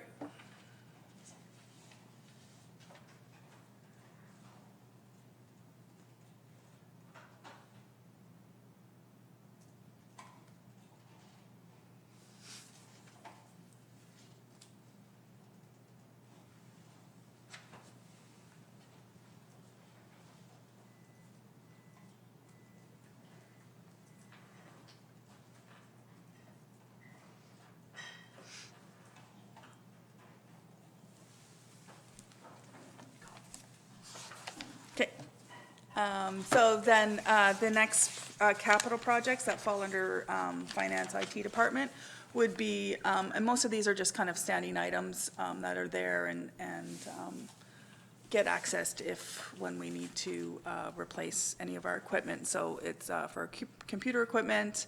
25,000 is earmarked for website refresh. That's kind of been off and on our capital project list for many different years. So I think the idea of allocating sufficient funds, because we've tried to do this in-house and it's clearly not working. And that's the feedback we heard at the open house as well, is like we need to do a better job in our communications on our website. So having some capital money set aside to revamp our website with some input from our potential communications coordinator would be nice to try, and it would be a project I would hope we can kind of undertake this year and do a nice revamp of our website would be one. Obviously, just increasing software costs. Again, we're trying to get additional modules on our Tempest and other software that we use so that we can eventually have more of an online presence in the community, and they can apply for permits online, for example, looking into accepting credit card payments and other things like that. So there's other little add-ons for certain software. So it's just kind of having some funds set aside for as when we're ready to put that onto our software. 75,000 is kind of a standard item every year. There's for building repairs. These would be more expensive, what would be considered capital repairs to the building versus just operational repairs. Like if we replace the roof, that would be more considered a capital repair versus doing a minor, filling some holes or something in the wall. So it's just earmarking some money for that budget. And then furniture replacement. So this is just for as new staff are starting, they need desks and chairs and meeting space, furniture, things like that. So that's just kind of a standard item. This isn't for anything specific. It's just being used as if when required. Councillor McMahon? I feel like Scrooge McDuck. Bear with me. So there's 3 new positions that are supposed to be coming in fruition this year. And don't laugh, but just from walking through this building and 3 new positions, I'm still not, $25,000 isn't justified for me. Well, that wouldn't just be for the new positions. Like that would be for if somebody's chair breaks and things like that. Didn't we just buy everybody brand new chairs? Not like, everybody, no. 2 years ago? We've gone through 2 phases of ergo assessments and then getting the necessary equipment based on the recommendations of those ergo assessments. So there's still another group of employees that, for whatever reason, either have missed the first 2 ergo assessment rounds that we did. So there's still one more group that would need to go through those, and potentially a new chair or other accommodations might be recommended. So that the funds from there would come out of that furniture replacement budget. So it wouldn't just be for new staff, it would also be for existing staff that potentially might need something. Yeah, $25,000 worth? How much did we spend on furniture last year? Again, so we are just at, again, we haven't received the final bills because I know we just got some new chairs. So we basically fully spent this budget last year. It was in there at 25,000 and it's sitting at 20,000, and I know there's another couple invoices that are going to get processed with year end and set up as payable. So I would, safe to say that we spent 25,000 on equipment last year. Okay. And how much is an ergo assessment? It's $300 per employee. And how often do we do ergos? Sorry? How often do we do them? I believe it's just once. As far as I know, I think they can come back and do a refresher after you've gotten a height thing for your monitor, if that's what you needed, or a different chair or whatever. They can come back and do a kind of a check-in to see if it's helping or not. But it's not something you do every year. Like you would just have it done once, and then based on those recommendations, if staff, the employer provides those supports that they're recommending, then it's not something that you get done every year. Right. I know I have a counselor who's not here right now who feels the complete opposite that I feel very strongly. It's just, and it may just be my lack of knowledge, but to me, it's wild to spend $25,000 on furniture every year. And then if you look at these numbers, you're like, that's like a lot of dough for like this building. So if there's an increase on building repairs, plus that 75, plus 25K for furniture replacement, like, and then the ATCO trailer rental or loan, feels like a lot of money. It's very interesting to me. Yeah. Can you, not now, later, can you show me like the last 5 years of how much money we spent on furniture? Sure. Yeah, I can definitely work on some of that Yeah. analysis for you. And partly, like furniture is a bit of a different animal, but as far as the building repairs go, I mean, the budgets are being increased this year because historically we haven't been maintaining this building at the level we should be. So now we have, Yeah. instead of smaller repairs, now we need to replace a whole system. So part of that is to catch up for some of that this year and then better plan and maintain our assets going forward so that we're not caught in this. We have to, Yeah, a big absolutely. system has broken down and now we have to pay significant funds versus just maintaining what we have at an adequate level. So Yeah, and then it's a better reflection of how much money that we're pouring into this, and then we can start to have the conversation of, do we stay here, do we move, what's the next step? But yeah, I appreciate that for Yeah. sure. But definitely I can get you some history on the furniture purchases over the last Thank you, everything else sounds great. Councillor Lajeunesse. So on this page, the computer equipment, that's kind of a fact of life. The website refresh, the communications director, are they going to be able to produce, what kind of qualifications are we looking for? Will they be responsible for maintaining the website? That will likely stay in IT. So if that's going to be looked after in-house, where's the 25K required? It's more architecture. Right now, we have a very old platform that uses a lot of plugins. Newer platforms are much more robust and complete, as opposed to continually adding on little things that you plug in when you want new functionality. So it's refresh may be a misnomer. It's more like a rebuild. So it's a hardware refresh, as opposed to software. It's a little bit of both. Yeah. So to your original question, I think that the functionality of the website will likely stay in IT. The content will be the responsibility of the communications coordinator if that position is filled. Okay, and then, yeah, building repairs, I think maintenance is important. If we don't maintain the building, it's gonna end up costing us a lot more down the road.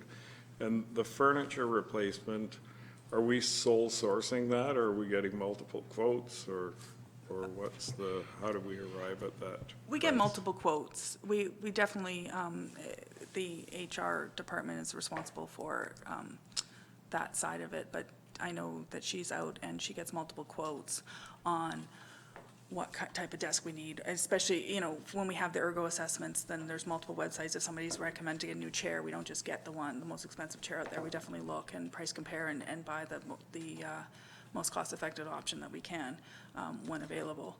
So, yes, we definitely go to different organizations and ask them to quote on certain items depending on what it is. Every year it's unique, it just depends on what it happens. And just a little bit more about the website is, like, we had a former employee who built it in-house, and so now with that person being gone, their knowledge of how this was built, as Mr. McInnes is highlighting, we just kind of piecemeal adding things on, and it's just not really functioning the best way. And so I think a wholesale refresh will go a long way in helping us have a better front facing when people go to our Sooke.ca website. Just a comment on building repairs as well, if I could. It's not just this building. We have the wastewater treatment plant, the offices down there, we have fire hall number 2. We have our building at Keltas, and so it's not just this building. We have a number of lift stations in our wastewater treatment, our wastewater collection system that has facilities as well. So it's not just this building.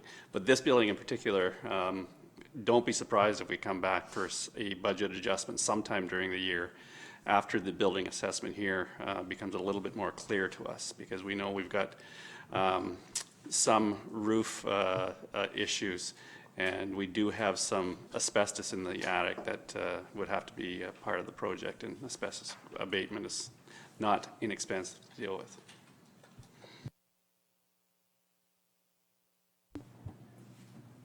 All right, thank you.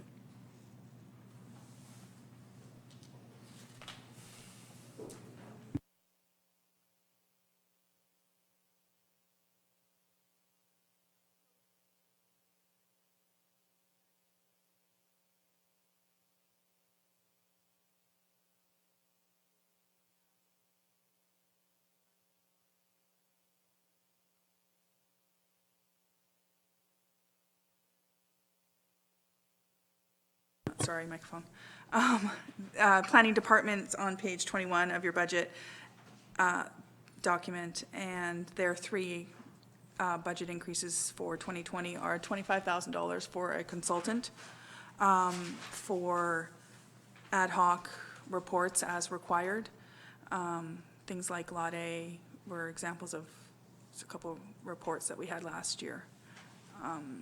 And a $5,000 increase for professional development and a $2,000 increase for memberships, and that just reflective of the new staff members being hired and just having the funds available to support the memberships that they need to maintain as part of their designations.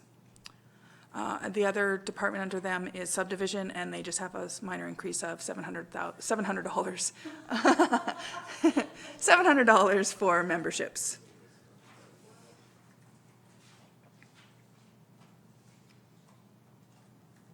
Councillor McDuck. Oh, McMath.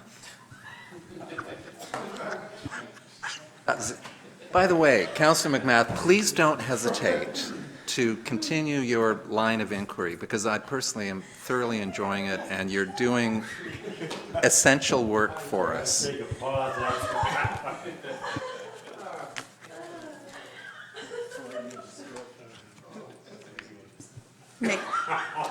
Macbeth, McGrath, McDuck.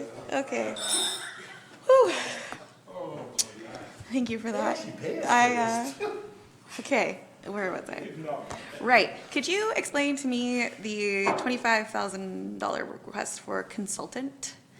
And the could you please?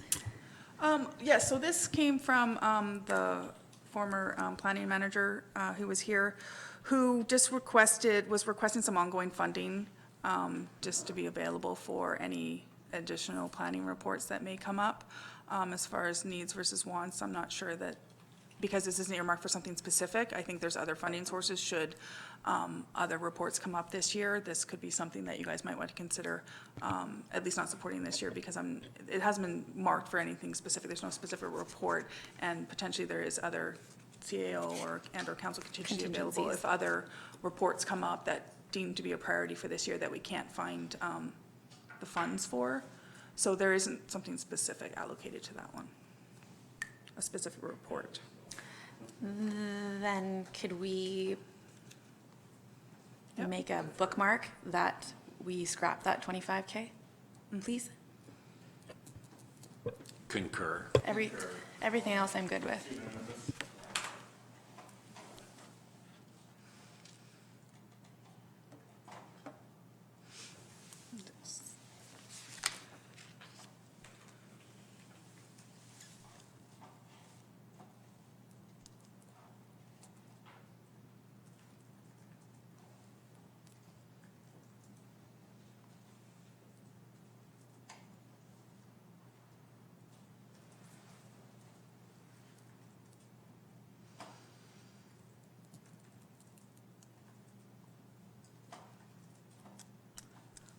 Just as Jen's doing that, I'll just maybe talk about the planning, or the next department under planning, which is building, because they just have a few minor requests.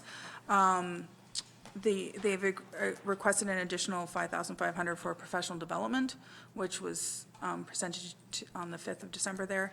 And that's just to, because there is changes to the certification that's required in order to sign off on inspections by February of 2021. So this is just providing the funds available so that our current inspectors can take their training and get properly certified by the end date there.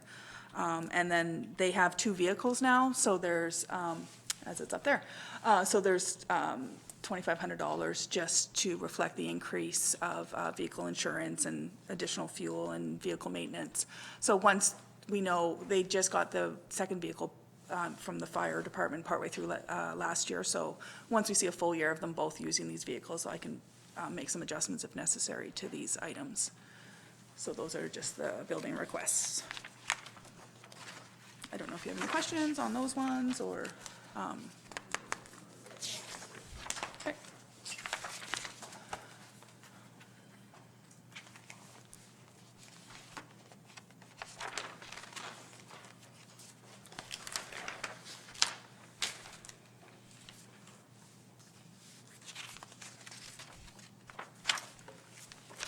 The next section that we'll get to once Jen gets caught up there is parks.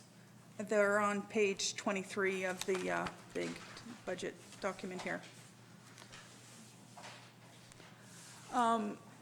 So they have, as you'll see in a second here, they have a lot of ins and outs on their budget. So I will, once the slide comes up, if there's specific items you would like to discuss, we can have a better conversation about them. So those are just kind of the overall changes from their budget, and the net results for parks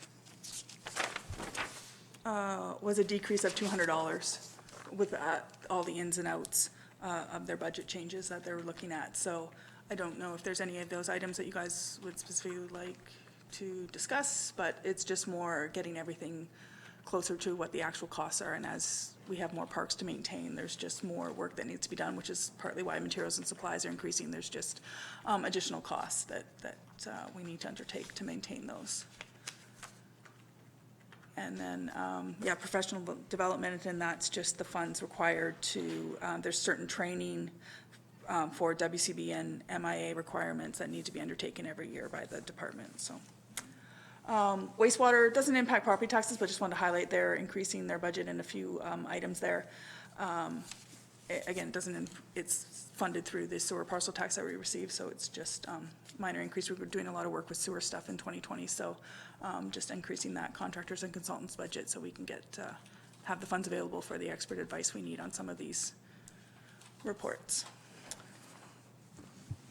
I have a question regarding, I guess it's the banners, 8,200. Now, under seasonal adornment, there's a $30,000 per year budget.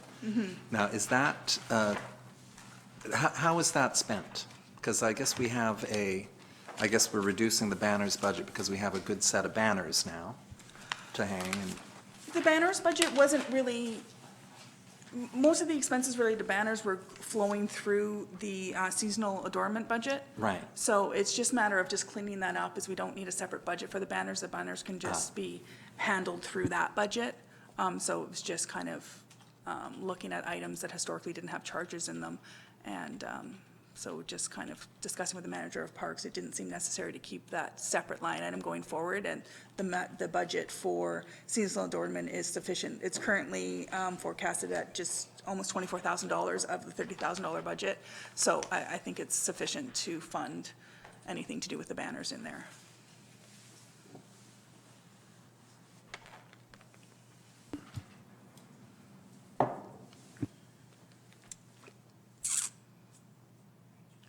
Any thoughts on parks? Good? Okay.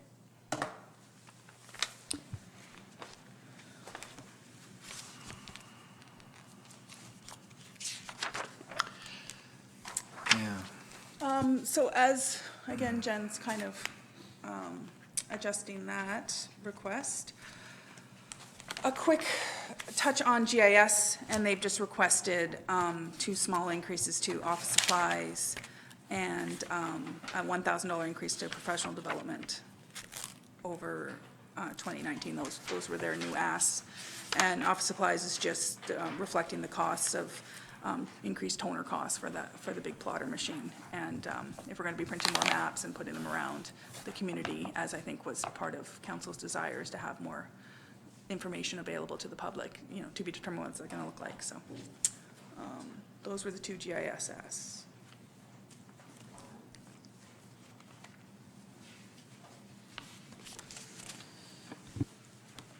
Can I, Are you guys good with GIS? yeah, Okay. I wouldn't mind jumping back to parks Okay. quickly, because I think we were going to discuss some of these capital. Yeah, I was going to do that next. Oh, we will. Yeah. Thank you.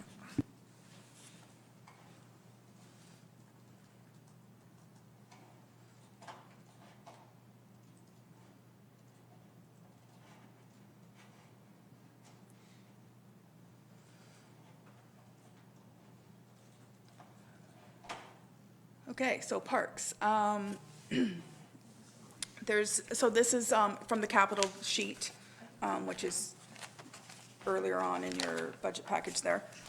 So they have a few projects kind of in the operations section. So the 5-year roads program, that's just an ongoing project that we have allocated funding towards. As Mr. Bateman was mentioning, the EV chargers has been a hot topic in the open house as well as in the survey. I think it's just a lack of understanding of what this project is and what the benefits of it are. So as far as the EV chargers, the total cost of the project is forecasted at $212,000. Of that, we have a grant application in to fund up to $137,000 of that, still pending confirmation if we've received the grant, which means the district's share of that, I believe it would be for 6 EV chargers, would be $75,000. So this is a project where if we don't get the full grant, unless council just chooses to, this project wouldn't be going ahead with 6 EV chargers. It was originally going to be 2, and then we found this grant opportunity, so we've applied for the grant, which could have increased it to now the potential of 6 EV chargers around the community. So we're just waiting for the results of that grant application to determine if we're successful or not. So that's where these costs came from as far as EV chargers go.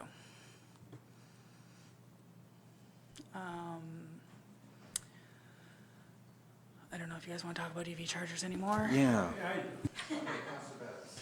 Yeah, I mean, just in the feedback from our survey, there wasn't a great deal of support for them, which sort of surprised me, because in this day and age and all this climate emergency.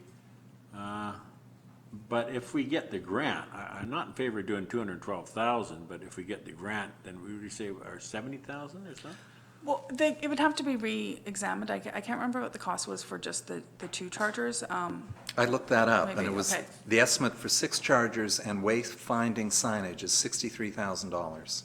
So the 77,000 was with contingency for overruns. Now, I'm not sure what the extra 145,000 in grant money is to be dedicated to.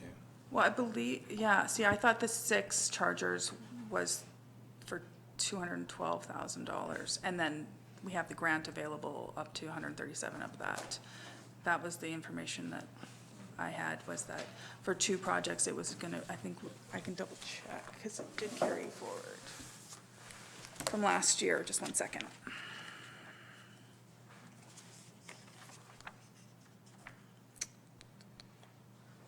It was originally in last year's budget at $75,000 for in 2019's capital plan. There was EV chargers in there for $75,000, and that was originally just going to be for 2 chargers, 2 charging stations was what was in the budget for 2019. And then for 2020, that's why the budget is increased to the 212, because I think we've received some more different new costing information when we applied for the grant. So it's still sitting at $75,000 district costs coming through the gas tax reserve, and then the grant application for the remaining portion. So, yeah, I guess I'd like a little clarity around that at our next opportunity, because here, May 14th, 2018, the estimate for all 6 chargers and wayfinding signage is $63,000. So that was the total project at the time, back in May 2018. Sorry, May 2018, okay. May 14th, 2018. And that's Resolution 2018-0036. I can get you some more info on that. Yeah. And then the other three projects on this slide are just starting to do some groundwork on getting some reports done for Church Road, Throop Connector, and Otter Point sidewalk designs.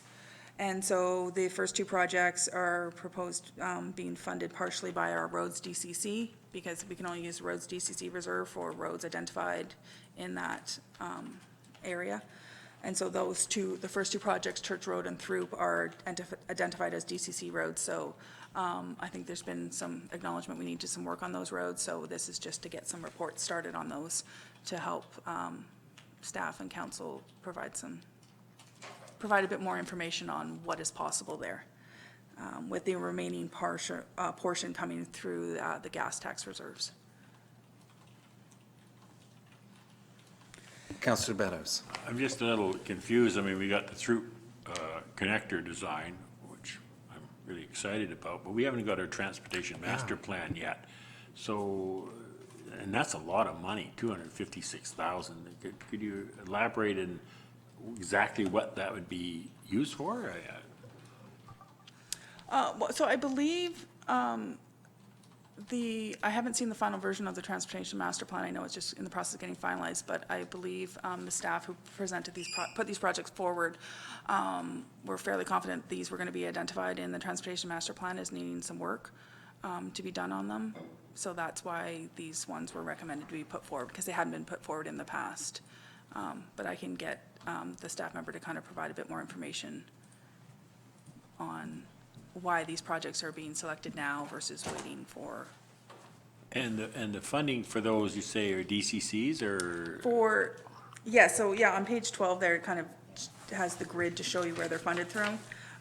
So Church Road has right now 122,000 funded from Roads DCC, and the remaining funded through gas tax.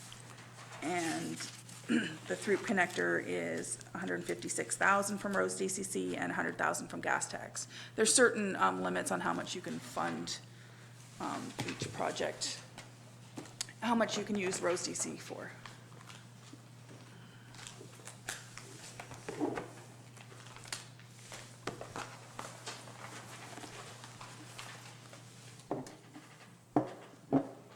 So yeah, those three projects were ones that our engineering staff has recommended that we start some work on this year. Councillor McMath.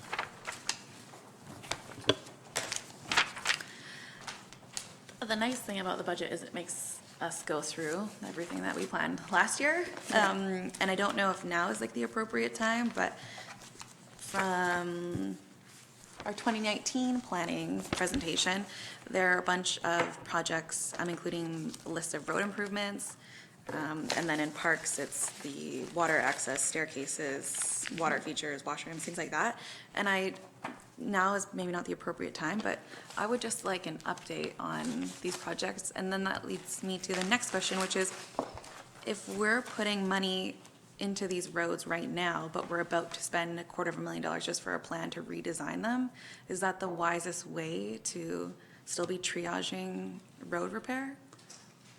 Well, the roads identified in the 5-year roads program aren't necessarily those, all those funds are not going just to like those two roads. There's a specific roads that are allocated every year. I believe it was presented to council at a past meeting, just a grid of which roads, and then engineering staff goes through and kind of groups them together and what makes sense, which roads to repair at the same time. So it's not necessarily Church Road and Throop Road are getting major repairs done in 2020 with the design going on. And if they were originally going to be earmarked for that, then that would probably be reconsidered, and then that the $700,000 for the 5-year roads program could be allocated to different roads and basically just reprioritizing the roads that are being selected for the repairs every year. So I have I'll find it, but I have Sooke Road listed in the road improvement repair program for 2019. Okay. Because this is my question is like, is there conversation happening around if we're going to redesign those roads, should we be investing in, like, I guess it will be on a case-by-case scenario on what that Yes. repair is exactly.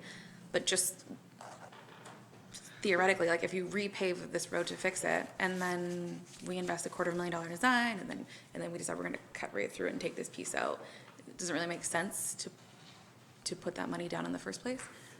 Well, I mean, I think it would be the debate on, you still need to maintain this road until any would just be a design. It doesn't mean that we're gonna go ahead and do it, and the timing of designing it to actually constructing something new, you know, could be 2-3 years out, potentially, depending on how much it would cost and how we would fund that. So in the meantime, that road would still be deteriorating, like, so I'd have to confirm with the engineering department kind of what the plans would be for those couple of roads in the next couple of years to kind of narrow it down, but Yeah. it's kind of the balance between, we still need to maintain the roads that we currently have and not have them full of potholes and all that stuff. Completely Versus understand. plan for future. Just for example, like right next door, they did a complete repave, which there's a potential if that was, it's not going to be, but if that were going to be rerouted or redesigned, that it could have been sustained just by filling a few sections. Right. So it's not that, it might already be on track and those conversations are already happening. I just want to make sure that they are. Yes, so I can get our engineering staff to send council just a bit more information on kind of a bit more of the details on the specific roads, if you guys would I like have the that. roads and I have the amount. I just want to know if the conversation is happening in tandem with like these sorts of decisions. For sure, yes, like that would be part of the discussions about what projects are being put forward and why, so I can just get them to provide a bit more information on why these ones are becoming, you know, should be a priority for 2020 versus Right. leaving them for a future year. And then I just, one last question. Is this budget impacted by the road repairs that are in the process of being done right now? Like from the damage from the snow and the clearing? Like there are a lot of potholes. Has that eaten into a lot of the city's budget? We don't know yet, like, we'd have to wait till the invoices are received, and then we would know, but our Victoria Contracting has a contract to provide certain services, so I believe some of that would have been included in there. I'd have to confirm. Could we find that out? Sure. Please? Thank you. Yeah, that potholes issue is quite interesting, because apparently all through the South Island, potholes are appearing left, right, and center, and it seems in my direct experience that these potholes are repaired in May, you know, once we get back to some decent weather. But maybe more, some can't wait, my word. But they seem to do wait, yeah. So we have in order Councillor Beddows and then Councillor Lajeunesse. Yeah, again, I don't want to go back to the Sooke connector design. I would like engineering, I don't want a great long report, I don't want to micromanage them, but I would like to have a little bit of a breakdown where they come up with that $256,000 for a connector design.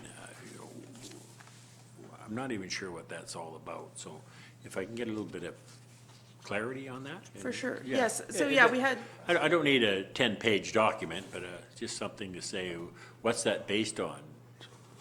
yeah, and we had staff this year fill out a capital request sheet, which is new from prior years, so there's some of that information included on there. I can, Because I believe that they've done a study, I don't know, 10, 12 years ago, maybe Councillor Lajeunesse can talk about that too, is that we actually went to a referendum about that connector design, so there must be a lot of information that's there already. So I'm just curious as to where that comes from.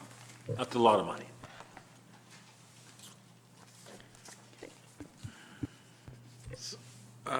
The Otter Point Road sidewalk design, which section of Otter Point Road are we looking at there? just 1 second, I gotta find my.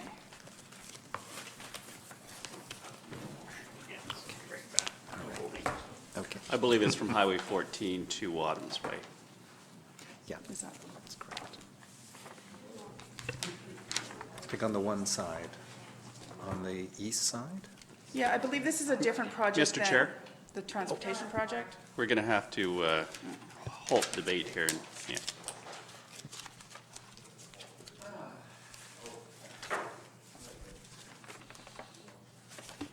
I'd like to formally apologize if I was stifling you. I really do appreciate your questions. I mean, you are bringing a lot of good, diligent attention. So thank you.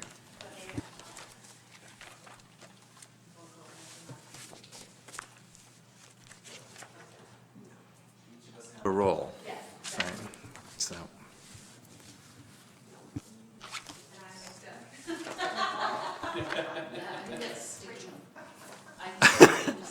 McGrath, McDuck, and what was the other one?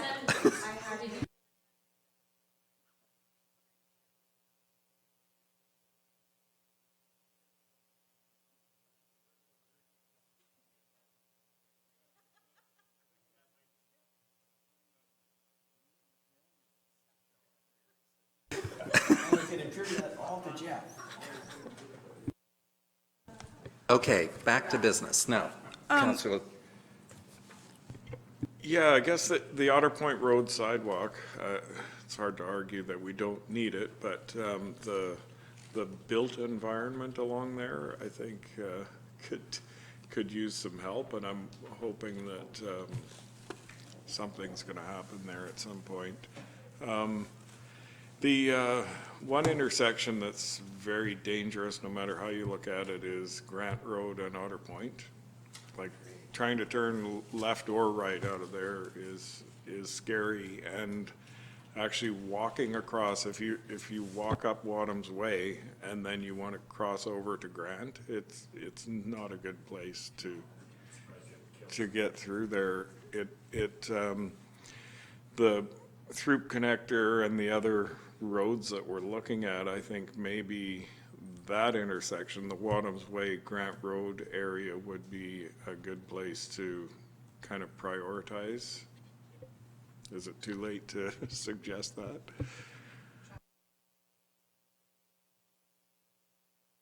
Yeah, because I think back in 2006, when that referendum failed, there was, as Councillor Beddows states, there was a master plan to take us from Phillips across to as far as Grant and Ella, and that there was, the idea I think was a roundabout at Wadham's and then a reorientation of traffic flow onto Grant off that roundabout.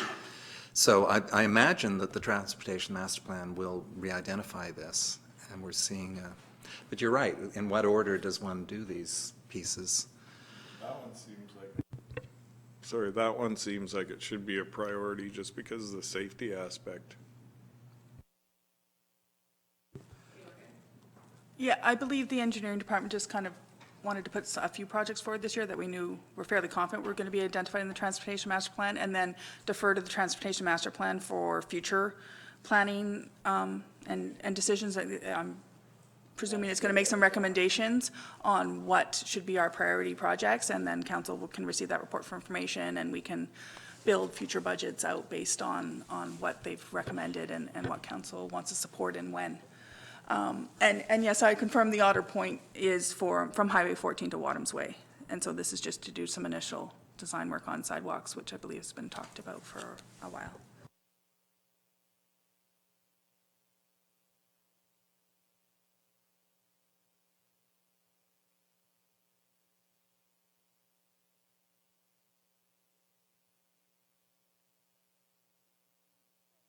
Yeah, so I will get our engineering staff to just to send you guys a little bit more information on the specific roads that they were identifying, and just we can determine if you want to reprioritize those projects. But like I said, I know he was looking at the ones that would most likely be recommended in the Transportation Master Plan as well.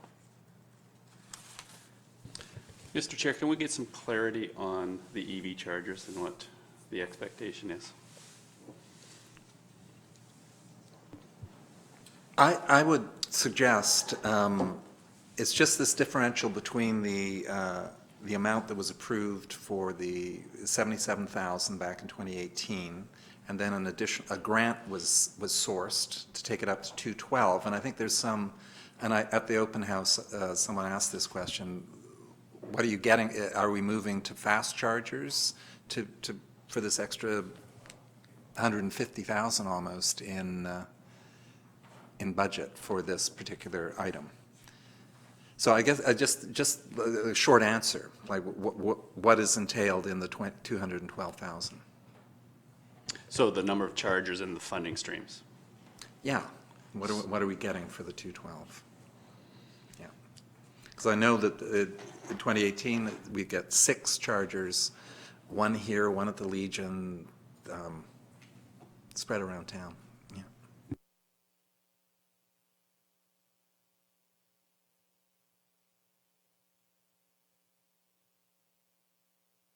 Councillor Beddows.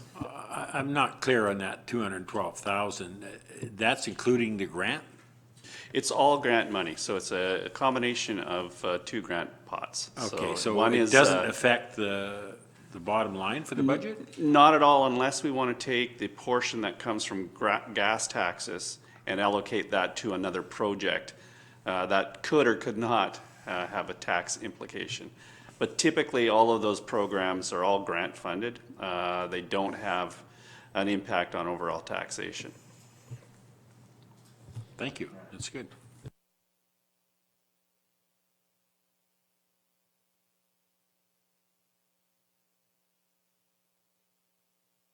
And I think if the mayor was here, she'd point out that, for example, the gas tax, $75,000 is going towards EV chargers, but we couldn't take that $75,000 and put it to the Dimamil Bridge crossing, because the $96,000, which is coming from the public for that project, is for matching funds to leverage a grant. So you can't leverage a grant with other gas tax funding. We will pause.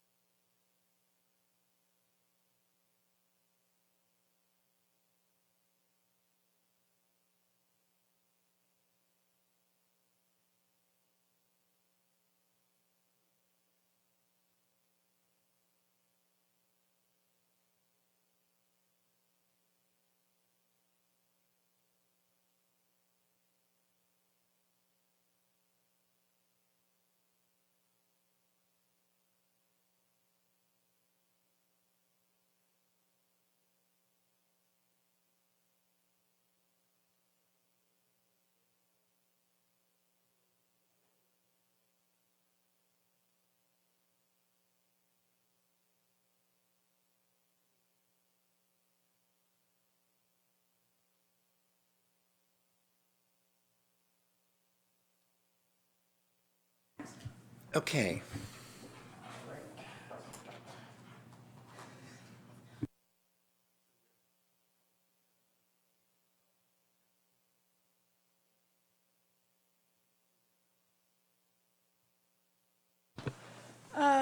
Yes, so parks, like the operations department has a lot of our capital projects, so we asked for feedback in the survey on most of our capital projects and just what the residents thought our priorities should be.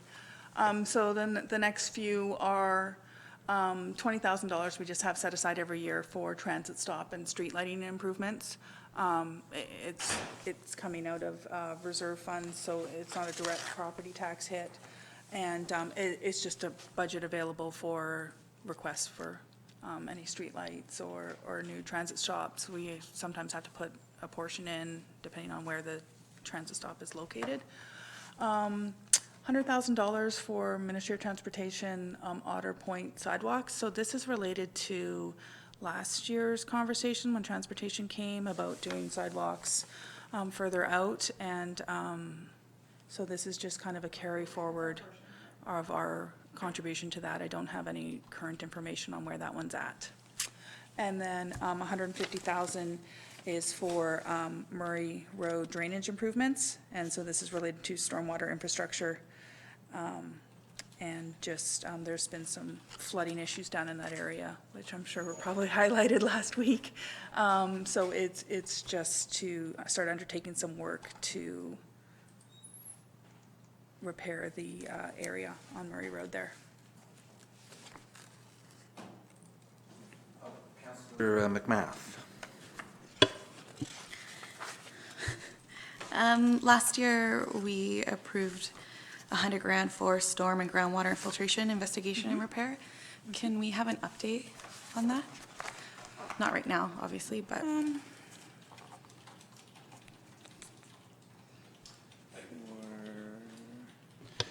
Quick update on the I&I issues. We've identified that the pipes that are leading basically to the Helgeson lift station are the worst pieces of Offenders. collection system that we have. So oftentimes in high rain events, the Helgeson lift station struggles to keep up. And it's a combination of both stormwater getting into our pipe system and the way that the two pumps are set up in the Helgeson lift station, how quickly it can take that water away from that lift station. So the $100,000 has been used to look at the manholes on the collection system leading to the Helgeson lift station. There's a process where you can inject things in behind the cement wall of the manholes, and that seems to be where a lot of the water is coming through. So I believe we've done 8 of the 12 worst offenders, and we are getting some good results. And what is the timeline for the rest? That assessment's going on right now. So we had talked originally with our consulting engineer to bring in some flow monitors to put them in the collection system to more precisely pinpoint where the water is coming in. But we've decided now that we can still continue to do that work visually ourselves. Part of the issue is manpower with our sewer department. So with a new operator coming on here, I believe today started, we will have some more resources to actually do some field inspections and continue on with that work. Cool, thank you. Maybe we get Teresa out there. Don't tell her that. So that $100,000 Moti Otter Point sidewalks, that's part of $1 million project, so we're paying 10% towards, that's quite a deal for the district. And the Murray Road, this came up, Mr. Derrick spoke of this during the open house, and that's leading down the hill to the boardwalk. And there's a lot of water running down there, and that road's disintegrating all the time, so they did a great job on the Canes Park staircase just above it and solve that problem. So it's all systematic.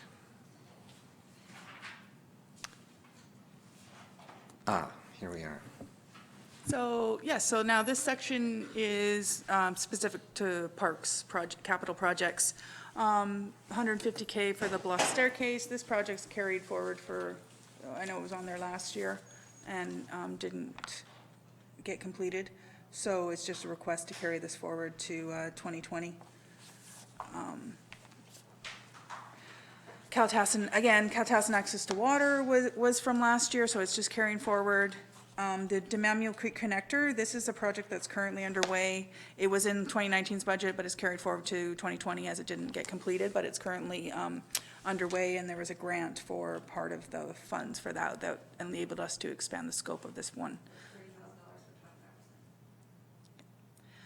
And then the other carry forward one is, the last two are carry forwards from last year. Memorial Wall, again, it didn't get completed last year. And then just carrying forward some budget for the completion of the Parks and Trails Master Plan. So again, these are, these questions, again, were asked in the survey, for public feedback on their thoughts of priority. As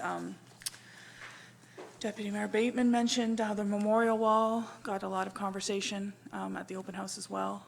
And the bluff staircase, some people had questions about that and didn't quite understand the amount of money it was going to cost and should it be our priority to correct that. Councillor Beddows and then McMahon. Yeah, I guess on the bluff staircase, I don't think it's worth 150 grand, but the trouble right now is it's a safety issue. If we leave it as is, we hurt somebody, it's be small potatoes. I wish we had some sort of indication how much it's used. I mean, it's a terrible place. I mean, you can't even go over there park because you have to use private parking. And in order to even use it for the general public, you have to walk in from Whiff and Spit. So I don't know if we should be maybe looking at that. Is it something, is it amenity for the community, or is it amenity for the few people that are living down there? And that's a lot of money to spend. So I would certainly like to revisit that to see, in fact, if it's necessary, and get some public input. Just a lot of money for something that I feel is used by a very few, but that's just a concern, I don't know, for my fellow councillors. Yeah, I'd like to follow up on that. It is a concern for me. That's the bluff staircase is part of a district pocket park, just some of the most spectacular views and access to the water. However, it's at the edge of the strata there. The strata has determined that there will be no visitor parking other than residents of the area in the immediate access point to the staircase. And people who want to access it have to park out by the mailboxes out further along Deerleap. So it's a bit of a, I hope that the district would get in discussions with the strata there and say, can we get some public access parking close to the staircase to justify the significant investment by the people of Sooke in that staircase. I thought we had discussed reaching out to the strata, and so I don't recall where that fell, but if memory serves, they rejected the premise of sharing that parking lot. Are we just sticking to bluff right now? Well, I think Councillor Lajeunesse might have something to say on the Okay, subject. I'll hold off. Yeah, the bluff staircase is not an amenity that I'll be using anytime soon, so, and Kaltassin access to water, what is that? I believe in the absence of... It's Kaltassin building spit park. Yeah.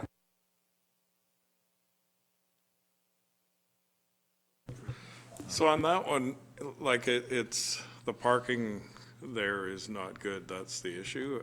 I think it's nothing that a few loads of screenings and a bobcat just to grade it wouldn't fix, and I think it could be done for a lot less than 35K. We've moved on. I moved on, because the bluff is sort of moot as far as I'm concerned, but. We have to make a decision on behalf of the district, so. So Well, I'll wait till the CAO is ready. Oh, Jesus. So, Your Worship, to the CAO, what is our liability if we decide not to repair the bluff staircase? My suggestion to council, if we don't want to do that, that investment, that we get MIA to come out and do an assessment. It is a district asset, and we have a responsibility to keep it safe or to decommission it, is the short answer. Okay. So then, real quick, on that note, I would keep the bluff. I'd scratch Kaltassin until next year. I would scratch the 50K on a memorial wall. Personally, for a future conversation, I'd rather have the brick memorials that you see in Colwood and Langford. That could also be cultivated as a fundraising event. And that is all that I would change, those three things. Councillor, comments on those other items?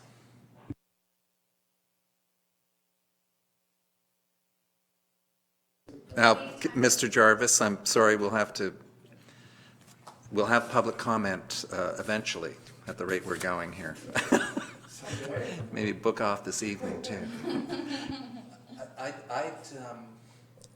The interesting thing to me is that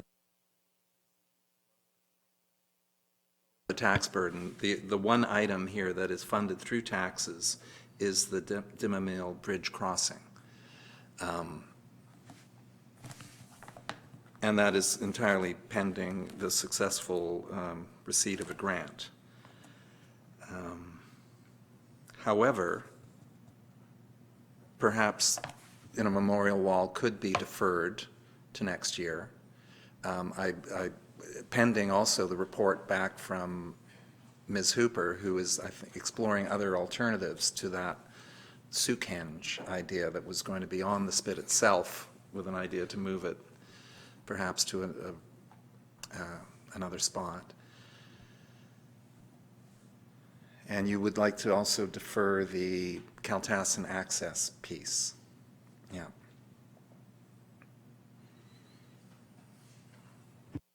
Councillor Beddows. I would like to get a report on the bluff staircase, because right now I'm more in favor of just eliminating it, making it, block it off. I'm not so sure that's a big asset for the community. I could be wrong. We get some feedback from the community on that. The memorial wall, we were just that close to having it done, and there was a little bit of aesthetics that we were discussing. I think that in the long term is an asset to our community. I mean, not that I do it all for the late Brenda Parkinson, but I kind of think we need some of that art in the community. And that is just such a beautiful spot down there. I'm more in favor of moving on with Memorial Wall. The bluff staircase, I have my druthers about. Kaltassin access to water for the kayakers, I like that. The connector is a must. So that's just my 2 bits. Councillor McMath. Just referring back to the budget survey, in last place is that memorial piece. Understood. Falling in the top 4 are all the pieces tied to Dimamill Creek. Top 3, actually. It's Dimamill Creek. So just to keep in mind when we talk about what the community is looking for those that participated in the survey, that's where their priorities lie. The bluff staircase falls like mid-low end. I would imagine with the bluff staircase, you could put up a sign, use at your own risk, in the short term, until the day comes when we can afford to refurbish it. I don't know, use at your own risk is probably not stand up in a court of law. I don't know. Through you, Yeah, that particular staircase, it's long, and it's, once you get, partway through, if it's not safe, I think there's some inherent danger there. So, use at your own risk. I'm not sure if it would take away the amount of liability that we should really be planning for. I think it's either safe or it's not safe. Sorry, I'm just looking at a thing here from MIA.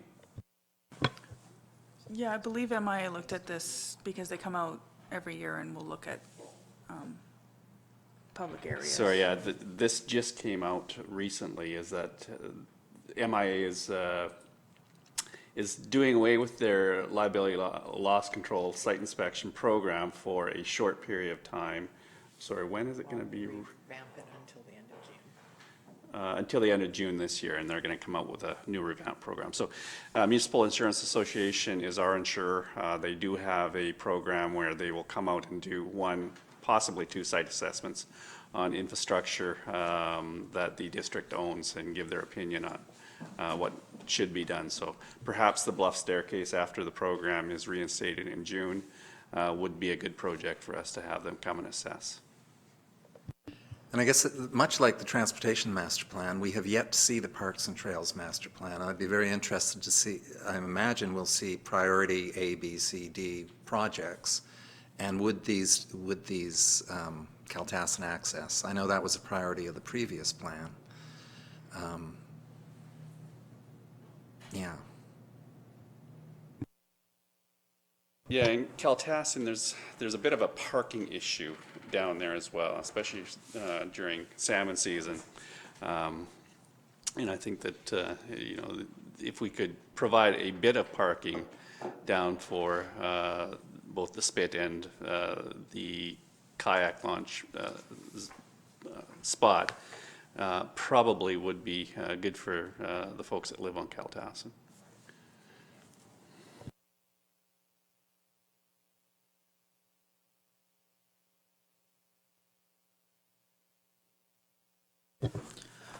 Just while she's going to update that slide, just so you know where we're kind of at in the process, we're almost there. There's one more slide on parks projects, which should be fairly straightforward. A couple of them are big grant ones, so those should be easy conversations. And then it's the fire department, and then that's it, at least as far as what I've got to talk about today. So we're almost there.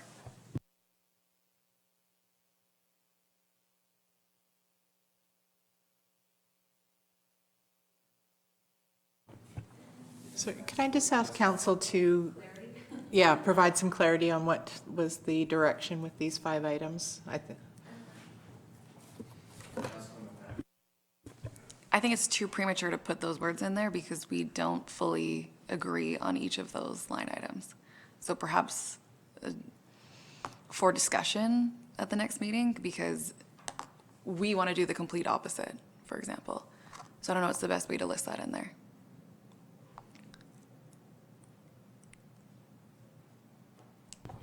I suggest that they stay in the draft budget and we just put them in.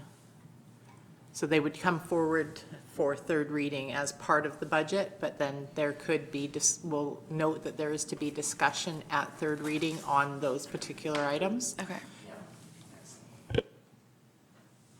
Because we are missing 3 of our key comrades here today, so it'd be good to have them in the mix as well.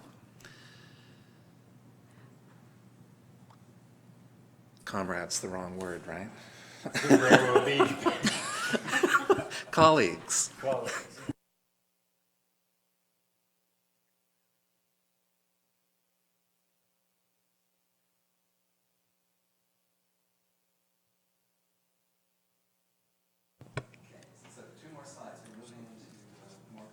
Yes, so the next, just after Jen catches up there, the last park slide has $100,000 for parks asset repairs. So this would be things like we need to replace fencing at Ed McGregor and other just parks around the district where we need to put in new fencing or anything like that. So it's just allocating some funds for ongoing repairs.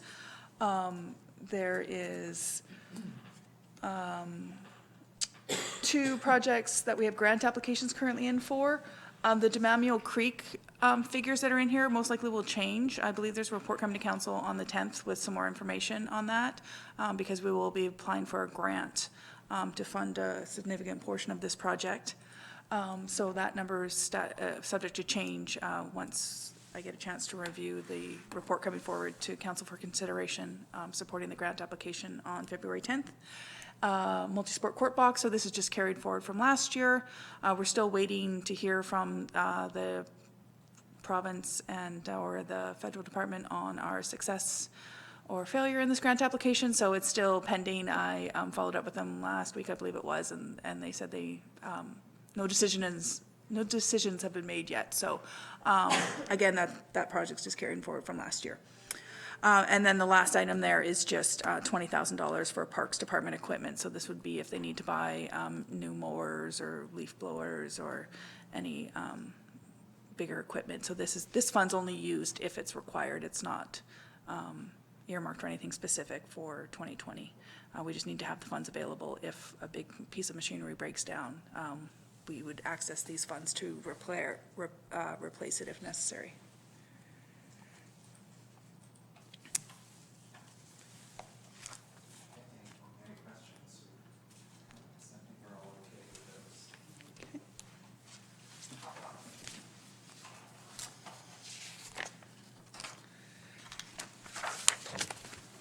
So then, just as Jen's doing that, the last department's gonna be the fire department. And they are found on page 27, starting at page 27 of the big package. And again, similar to parks, they have various ins and outs on their budget changes. And so the net of all those is an increase of $52,200 over 2019's budget. A significant portion of that is $30,000 being requested for a consultant master plan.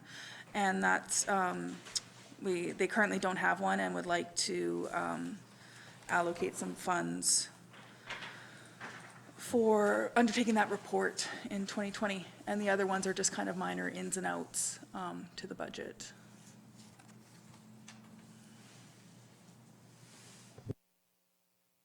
I don't know if there's any discussion you would like to have.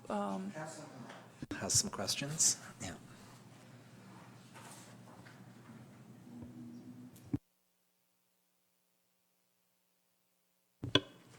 The biggest ask in this is the $30,000 for the consultant master plan review.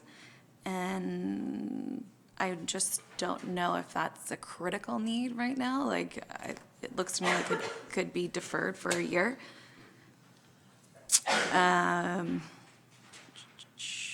Through your worship to Chief Mount, what is our current response time? Your worship, to Councillor McMath, I'll answer the one question first about the master plan review, and then I'll do my best to kind of guesstimate where the stats are as far as the response time. The master plan request was really due to outstanding reports from previous council. There's a number of things that have come forward that really the demand on staff time, even though we have the in-house expertise. These outstanding reports have to do with a 10-minute response time, the request for a long-term staffing plan, review of the successes and challenges with the paid-on-call system, and everything from, fire underwriter survey, review, fire protection classifications, all really encompass the need that this is really the time to pool all those reports into one single master plan review. I have a feeling that we're at the crossroads with the fire station, and where we're at with recruitment looks good, but we may have some retention challenges in the future that we foresee. A master plan review would bring all that forward, very similar to what Saanich did, if you're looking for an example that I spoke about at one of the past council meetings. More comprehensive, larger scale scope, but a series of recommendations would come forward that would help guide council on future decisions with everything that is involved in the fire department. May I thank you. Could you just clarify what you mean by previous council's requests for information?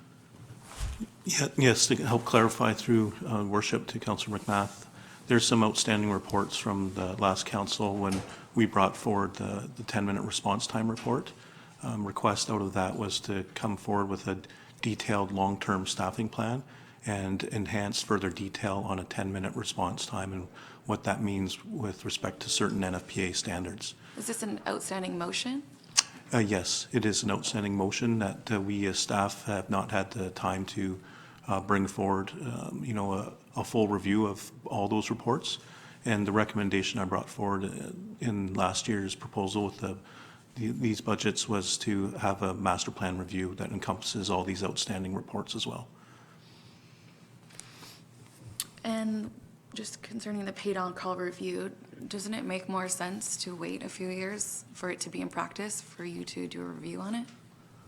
Your worship, it's everything impacts everything is what we're looking at. We'll be analyzing, the results of all the statistics that we can compile with the paid-on-call system, but everything from long-term staffing, how the paid-on-call system is working, and a 10-minute response time, 24-hour coverage, fire underwriter survey impacts, having a fire prevention officer type of role. Everything is boiling down to a need to have a master plan review, which is very common in industry. I've done one before in my previous role and had good successes where the board and council were able to look at all these recommendations and help it guide us in our 5-year plan. So yes, we'd be immediately looking at the paid on-call system and how it's impacting it on a year-to-year basis, but it has further impacts with respect to long-term staffing as well. Right, but how could you possibly get accurate statistics on the success of a plan if it hasn't been going on for at least like a year or two?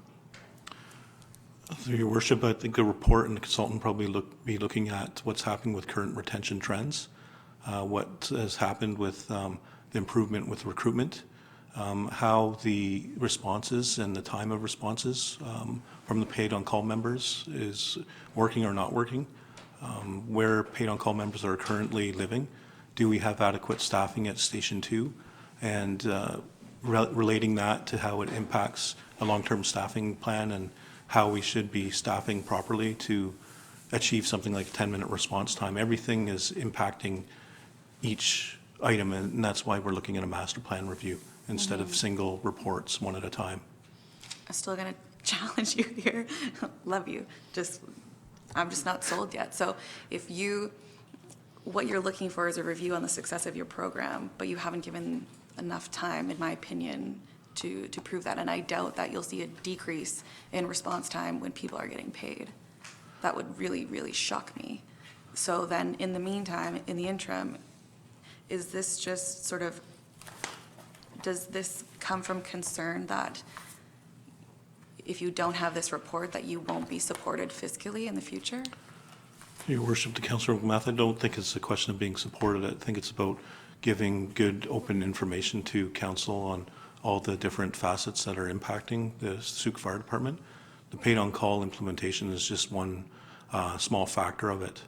The fact that we have outstanding reports and we don't have the resources in-house and time to do a full comprehensive long-term staffing plan as well as a 10-minute response time again, and looking at other current impacts as far as the fire underwriter surveys and what that can mean. It's really has shone a light with the leadership in the fire department that it's time for a master plan review. And I do have support and consent from the senior staff in the fire department as well that this is the time and an important need, because we can't do these types of reports in-house right now. Some of the things we're seeing right now that is a bit alarming for us, and in the past 24 months, even though we have excellent morale and recruitment is going up, we've seen a drop in our base members, and that's our like 5 to 15 years of experience.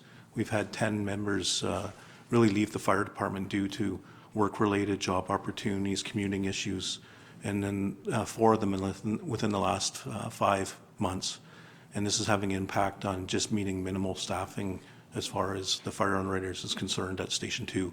So these are the things that we're looking for in a consultant to help us.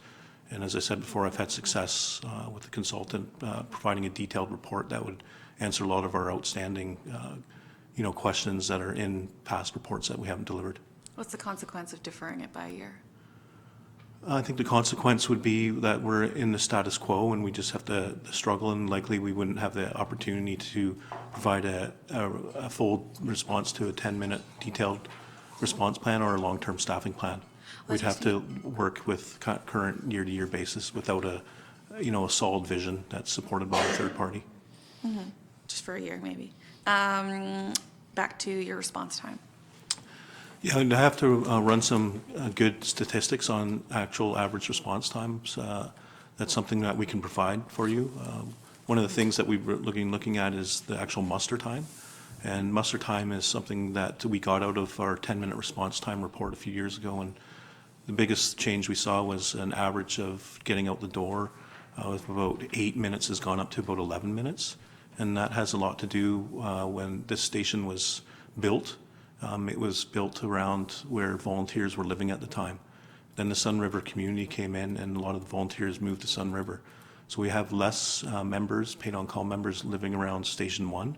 That has really increased our actual muster time, and our response times have declined. And that's kind of indicated in our past 10-minute response time report that was delivered a couple of years ago. Would you say your response level has increased because BC Ambulance is here less? As far as our statistics go, as far as our call volume, we've probably seen maybe one less medical-related type of call throughout the year every week, so that's probably 50 less medical-related assisting calls.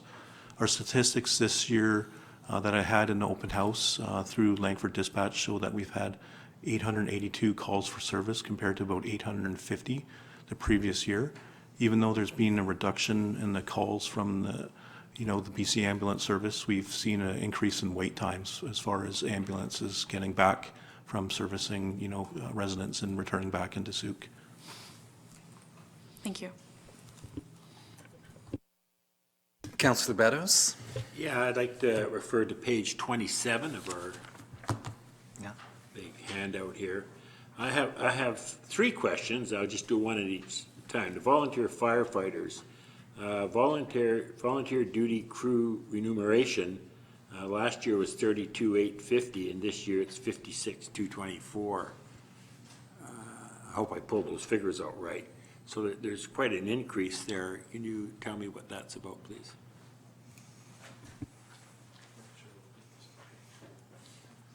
Page 27 of 33. Oh, yes. Okay, I can help. Through your worship to Councillor Beddows, I can help clarify those items that are in the volunteers section there, and I'll start with the volunteer duty crew remuneration section and let you know what that's really for. So that is the crew that's allocated every evening.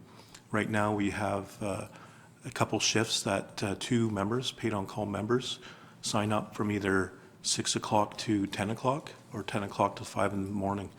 And those are the two main responding people that deal with responding to BC Ambulance Assist medical related calls, and that's part of our first responder program. That is set up in that manner because it avoids a whole general page and it limits the manpower on those types of responses, and that's something that's been historically in place for several years since the FR program started.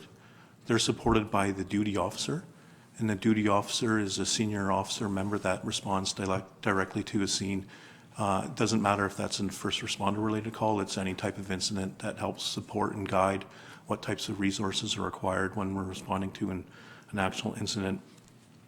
The first responder duty crew, it got a little bit readjusted when the paid on call system came into place, and the most recent change is to have the availability of a 6 o'clock to 10 o'clock shift, just to remove the general page and a mass of responding members coming from 6 o'clock to 10 o'clock and utilizing a larger apparatus for that.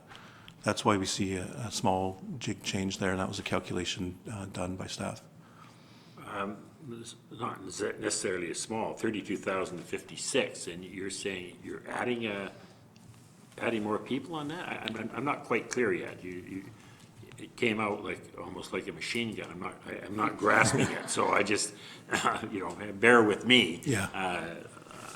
There's a difference, quite a difference there from one year to the other, and I'm not sure why there's that difference. I mean, what are you doing differently this year than you're doing last year to account for that $20,000, $24,000? The main difference there would be that we have two members responding to a call between 6 o'clock and 10 o'clock. You didn't have that last year, though? That's correct. We would So have a you're increasing service then? No, we're just, we're actually making it more efficient because of a paid on call system. So we're not having 6 or 7 members responding between 6 and 10 for a first responder call. And the other component of it is to better align a response with a full engine company if possible. So we have at least 3 responding members as opposed to an ad hoc response between a certain hour of the evening. I'm still a little confused because you're telling me that there's an efficiency there and you don't have to use so many paid on call firefighters, and yet your paid on call is going from 53,000 to 99,000. So I'm not sure when you say it that way, you're indicating that there's a savings somewhere else. Is there? The paid on call system changes in the second phase this year to include training evenings on Thursdays. That's the main reason you see the jump in the paid on call item, is to allocate for the training side. And then the final jump in the phased implementation has to do with remuneration properly for weekend training events. That's why we see that change. Well, it's a big change, and I'm looking there to see if there's some sort of saving there. I mean, I first of all, I'm not against the paid on call. I'm a little bit concerned about, we have volunteer fire departments, and now we're paying them, so they're no longer volunteer firefighters. Is that remuneration going up this year, or is it the same as last year? The remuneration rates are reflected in administrative policy that references a standard operating guideline. Those rates are consistent. There's not a change in them. It's just what the compensation is for and what the remuneration is for. So that was something I presented early on to council at the beginning through the implementation plan. I understand that part of it. The implementation plan was over a large year, and it involves increases, and I'm not in favor of an increase, but you're telling me then that it's not necessarily the increase per hour, dollar per hour. It's just that you're covering weekends now, so two other training things? The second phase of the implementation is to cover the Thursday practice sessions, and then the final phase of the implementation is for weekend training functions, which is quite common in the industry. As far as the association was looking for, consistency as far as a true paid-on-call system, and that's what the implementation plan really provided. Yeah, I'm not entirely happy with that, but anyways. Okay, Councillor. I think it might be helpful if you brought back the material that we had when you first went through this with us, because we did talk about the phases, and we did discuss them, although it was a while ago. So I think it would be helpful if maybe you just could bring that material back out to us to review. Yeah. Yeah, definitely. I'll forward any documentation that supported the paid-on-call system as well as the policies, et cetera. We'd received paper copies, Yeah. but if we could just, you could email. Yeah, I'll re-forward that to you. Thank you. I remember that, and with great detail. But I mean, to me, it wasn't an automatic. I mean, we looked and we approved it in principle, but when it came to actually dollars, then that would have to come in each year's budget. Again, I don't have a problem with some of the paid on call, but it's really mounting up, and it's a large dollar thing. And I think that's an area that we need to look at. And I'm not disparaging the volunteer fire department, if that's what they're in fact called. I just think that's a big jump. And I think when we're dealing in a 6.5% or whatever it is, we have to find some savings this year, and that's an area that I'd like to look at. I'll throw in a few comments and context statements. So for me, my education here and how the district taxes and collects taxes and distributes taxes to CRD. And so 40% of the total property taxes come to the district. Of that 40%, community safety is far and away almost more than 40% of our total spending by the district goes to community safety, and that's split half and half between our firefighters and our police. Our volunteer firefighter on this subject, for the less than the annual salary of a single firefighter, by going to this paid volunteer on-call system, which is a BC standard, we are better effectively retaining and recruiting the 40-plus volunteers that we currently rely on so heavily. So I really appreciate the questions, and because it is such a big piece of our district spending. Yeah, and as for the consultant master plan, again, this seems to be a best practice in handling the $2+ million a year that we the people pay to our fire department. I think that whether you can manage for another year, whether it can be deferred another year, was a good question there, and yeah. Councillor McMath.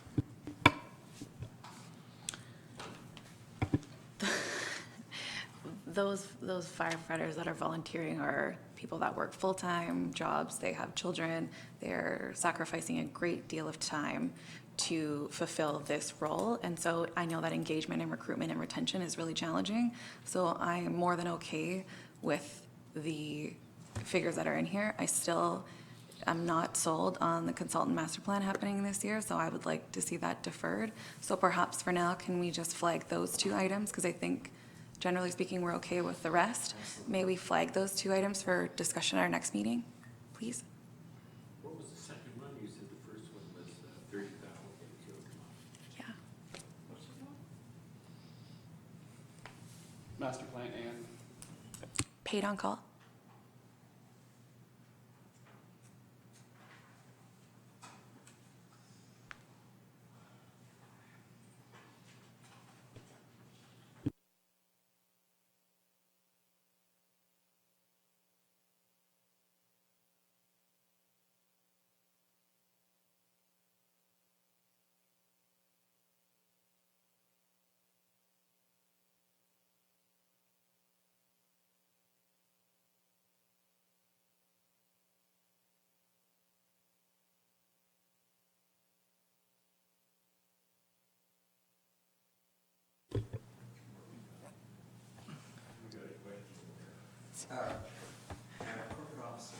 Thank you. Through the chair, can I just ask for clarification? Would you like the consultant removed or for further consideration when this comes forward for third?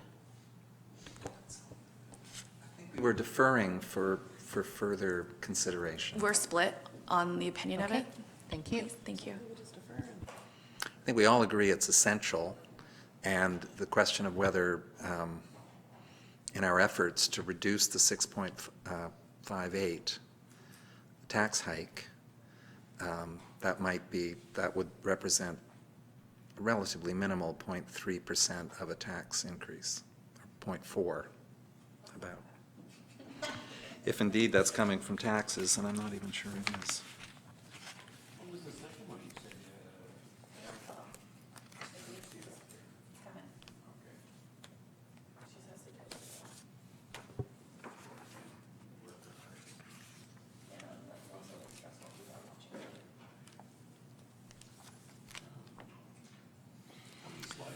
We got, I think, One on capital assets, and then I was just going to briefly talk about next steps, and then that's it.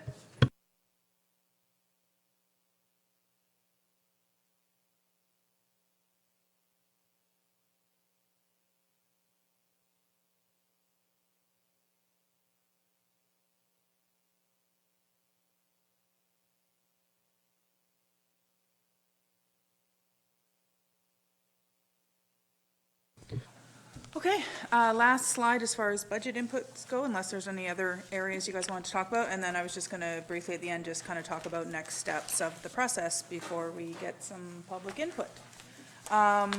So there are 3 capital items on the fire department's request this year. The first one is just carrying over from last year. It's the second half of the engine 3 replacement, which is currently under construction. So that's just carrying forward. $80,000 for critical equipment replacement. That's just a standing item every year for replacing equipment as required. And then the final item is $65,000 for replacement of car 1 with the intention of redeploying the current truck to the Bylaw department.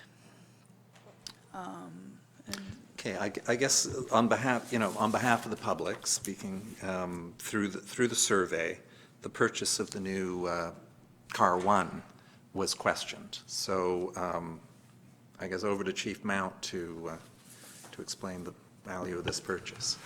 Thank you, Your Worship. I think when I looked at that survey myself, it was kind of incorrectly labeled to say that purchase a new pickup truck, when in fact it is to be reallocated to the Bylaw department. And we had actually reduced this budget to reflect the actual replacement of a more fuel-efficient, different class of vehicle, like a hybrid type of SUV. This vehicle would be more of a daily driver, commuter, fire inspector vehicle, and also satisfies one of our gaps that we have in occupational health and safety with respect to having an emergency transport vehicle, where we're not supposed to be depending on BC Ambulance to transport ourselves in the occupational first aid side of things.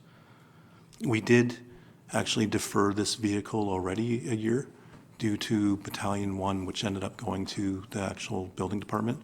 Since that vehicle, although it was newer, it had very significant kind of maintenance reliability issues. Car 1 currently is now approaching that type of issue also. It did fail its CVI this year, even though we were staying on top of maintenance, and we had to spend some considerable dollars to get it up to a standard again. Myself driving today, it feels like the brakes are acting up, and I'm going to have it go in for further kind of servicing. So it is definitely a recognized need. It is one of the last kind of legacy substandard small utility units that we have. And in our long-term, apparatus replacement plan, the utility trucks are in there as well. And we don't see changing any utility trucks now to 2028 with respect to, getting a 10-year lifespan out of it. We do foresee another 3 or 4 years of useful use in the district still being in the Bylaw department, as it does need that reliability requirement as an emergency service vehicle as well. So that's really it stands. I think the actual survey report may be reflecting some misinformation because we're not replacing with another truck. We don't need something as that capacity anymore. We're changing the class. So the budget in the last 3 years has gone up and down to reflect our actual needs. Question from Councillor McMath. Could you define, when you say considerable expenses, when it failed its CVI, how much did it cost you to fix it? Through the chair to Councillor McMath, I'd have to look at the invoice, but it was out of service for probably 3 days in the actual service shop twice. I expect, talking to one of the captains, it was a minimum $600 just to deal with a couple things, brake related and, an axle problem as well. Sorry, so $600 to me is not a considerable amount of money versus 45 grand. And then also, you said earlier that when you were driving it, you felt the brakes were odd, but then you just said that in the repairs that you fixed the brakes. Yeah, through the chair, I just driving it again today. It feels like it's bringing forth another issue that I'm going to have my captain try and diagnose it and see what's happening with it there. So whether we had some repair work that didn't really fix what was happening with it. I could get a full tally of the full cost. That's something we're working towards, is to, look at how capital maintenance can help improve the longevity, and especially our larger fleet. That's what we're trying to do with asset management software. This unit in particular, it's just had considerable downtime since I've been driving it predominantly for the last 3 years. I've probably had it break down 5 times now, one most notably on the top of the Malahat where I was out of service for several hours there. So it's just becoming an unreliable vehicle. It was bought used. It's an Olympic legacy device. It came from the Olympics, and although it's a hybrid type unit and it has some pros and cons, it's just feeling the end of its service life for emergency services is quite obvious. And the challenging part with you guys and your vehicles is they're like all purchased at the same time. So then they tend to go all at the same time. So the asks, they're big to start with, and then they're so close to each other. It's hard to, when you go to the public, to justify an expenditure like this, to try to explain and educate everybody why we're in this situation in the first place. You have done a lot of work, though, to try to space out the replacement of these vehicles so that it's not so focused and it's not such a big hit. That's correct. Through the chair, I agree with Councillor McMath that what I inherited when I got here was quite a bit of considerable pressure in the long-term plan, where there's lots of large apparatus within a 5-year lifespan. I think that's a result of purchasing some used equipment that's not meeting the full life expectancy, and some high mileage and some wear and tear on specific units. I will forward an update of the 2020 long-term apparatus plan, and what you'll see there is we've significantly made a change there with respect to some of our larger apparatus to better align with the strategic goals that you have presented. One of them is deferring $500,000 with the next replacement engine, and looking at replacing an engine that is not as significant in cost and has more of a community preparedness piece to it. It's on a chassis that would better serve our community with respect to wildfire preparedness responses, difficult driveway access, and dealing with, tender shuttle operations and those types of things. Scaled down unit, type of a hybrid unit that would be rated as well, that could function in a rural and urban environment also. So the biggest thing you'll see there is deferring $500,000 for a few years. What do you estimate is the life of this truck, of this vehicle that you're hoping to replace? The research that we've been seeing with lots of municipalities and small utility type units is typically 7 years. I believe the Capital Regional District looks at 7 years for, small utility units. We've traditionally been about 10 years on most of our small utility vehicles for emergency use. As we move them into other functions in the district, likely 15 years is what we're going to get out of them. 10 years in emergency use, 5 years somewhere else there. So that's our expectancy, and the long-term plans reflecting 10 years in all these small utility trucks. This is where I'm going with it, is if you give it to Bylaw, is it going to die next year? We'd hope not, due to the type of driving is much different than the emergency use driving, long idling, accelerating, braking, many different drivers go in and out of these vehicles as well. So significantly less mileage the Bylaw would have on it, so we expect it to get another 3 or 4 years. Okay, thank you.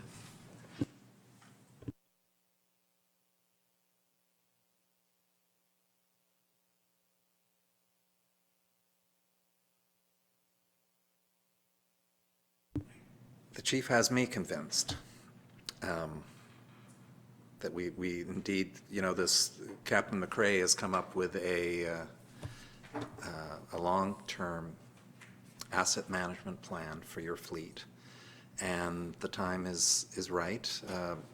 Bylaw is not going to get their e-bike, but they'll get their van.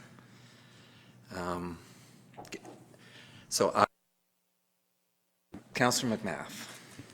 I'm not sold. You're not sold. But I would like to see the updated matrix that you guys have built, and then maybe just mark it for discussion at the next one. I'm not totally against it, I just would like to see the rest, yeah. Thank you. Councillor Beddows?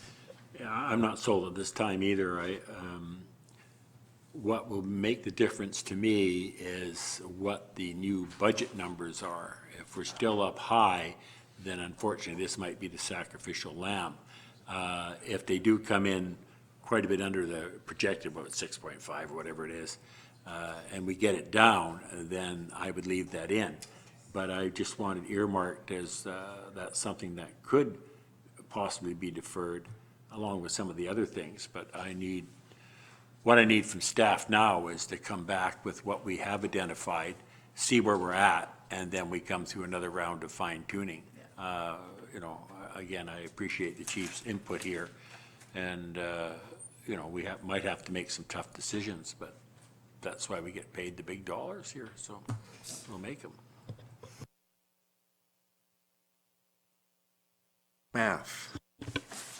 I just wanted to touch on policing and a contract with the RCMP, because it goes from basically to, 1.9, 2020, 21, and then when we hit 2022, it's at 2.4.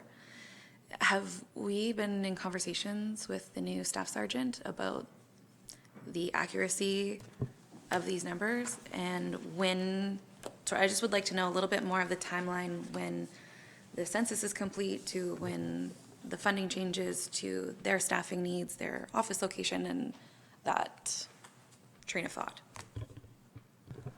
Yes, the CEO and I met with the new staff sergeant last week, the week before, and so just to kind of compare notes, because he's newer in his position as well. So I'm working on a report right now to kind of summarize what's been paid for in the past and what are we paying for currently.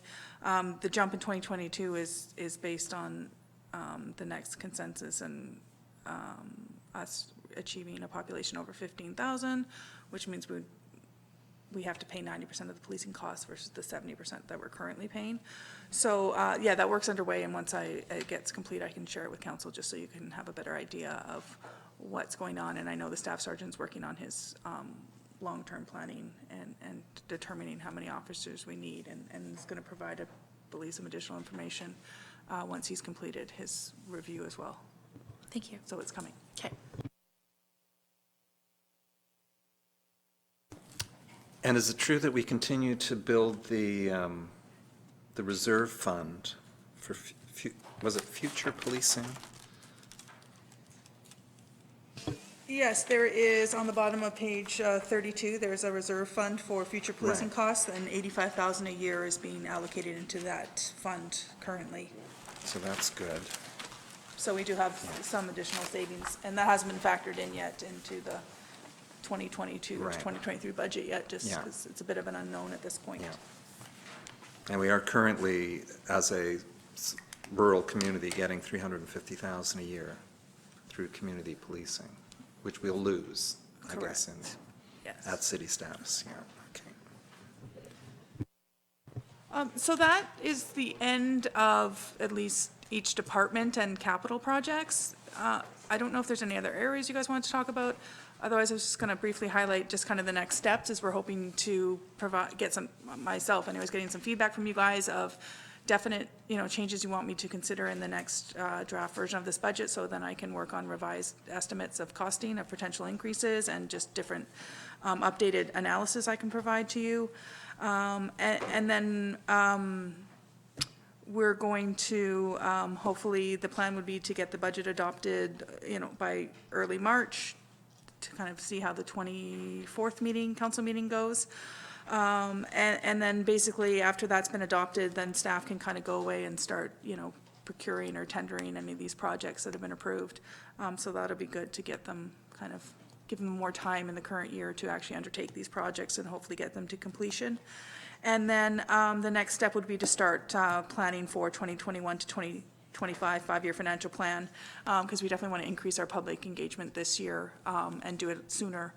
So just kind of looking at options of what that might look like, whether it's Canada Day, other events around the community that we're going to have a presence at, and look at getting more feedback sooner from the public before we have the service level review meeting, so we can provide that information to council, and you can have more information to make your decisions on increasing, decreasing, changing services, or adding new ones. So as I look at the five-year budget, and I know it's legislated, that we must have a balanced budget this year and have a five-year projection. I note that taxes in the capital plan account for $116,000 in 2020, and yet in 2021, they're up to $574, $622, $1.2 million in 2023, and $1.42 million in 2024. How are we going to cover future capital costs? How do you, I'm sure this is bookkeeping and. This is a reflection of, we don't have a lot of long-term capital asset plans in place right now. So getting the transportation master plan, the Parks and Trails master plan will help us prioritize these projects, which will help them be included in the budget, and then determining where to fund them from, because we need to work on, for 2020, identifying our ideal contributions to reserves to fund future replacements of these assets. So historically, the way that the budget has worked is future year capital projects haven't been allocated to a reserve. They've just kind of sat in property taxes because it's not known yet what we want to do with those. I can definitely, move some of these projects over to reserve funds. It's just, I was just kind of following kind of how this has been presented to the council in the past of kind of forces the conversation of what do we, are these projects still going to be committed? And if they were all from taxes, this is what it would cost us. But definitely there will be reserves funds available for some of these projects, or potentially the new projects that we're hoping to be identified in 2020. And then we can actually properly plan for those and make sure we have the adequate reserve funds. So those future year ones are definitely subject to change. McMath.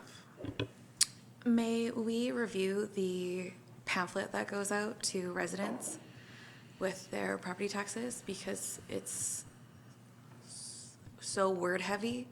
Like, I would imagine that a small percentage of people read it, and I don't know that it's the most digestible the information that's put out there. So I would like if we could have an opportunity to review that pamphlet. For sure, and it goes to council, like last year's version went to council for review and input on. There's certain information that we're required to include on there, like mostly if you look on the back page on the one insert, not the fire insert, the other insert, the right-hand column stuff is kind of standard information that needs to kind of be there every year, so we're kind of limited with the amount of boxes we can play with and what information can go in there, so definitely, open to suggestions of how to message it, and the front page was used all for a note from council, so if that space is reduced, potentially, we can fill other information in there. Yeah, So just we're the- limited to 2 pages, double-sided pages. The way that it reads it is, it's read as though the person reading it completely understands the nuances of the budget, which is not accurate. Yeah, so definitely we're open to suggestions to Cool. change the way it's messaged. It's just, Yeah, how to simplify it and still not cause more questions or Totally. confusion as well, so. thank you. Yes, a good task for the new communications coordinator. Yeah. Yeah. I do agree that I would always like to see, okay, we 43%, as it states here, of our total property tax goes to municipal services. It would be nice to see a breakdown of where the other percentages go. School districts 62, and what percentage they're getting of my tax dollar. Sorry, you're referring to like what's on the notice? What's gets On the printed? notice. Oh, okay. Yeah, just as yeah. for review. I think we're getting close to public comment, and, yes. Only 3 hours and 33 minutes into our meeting do you get to speak.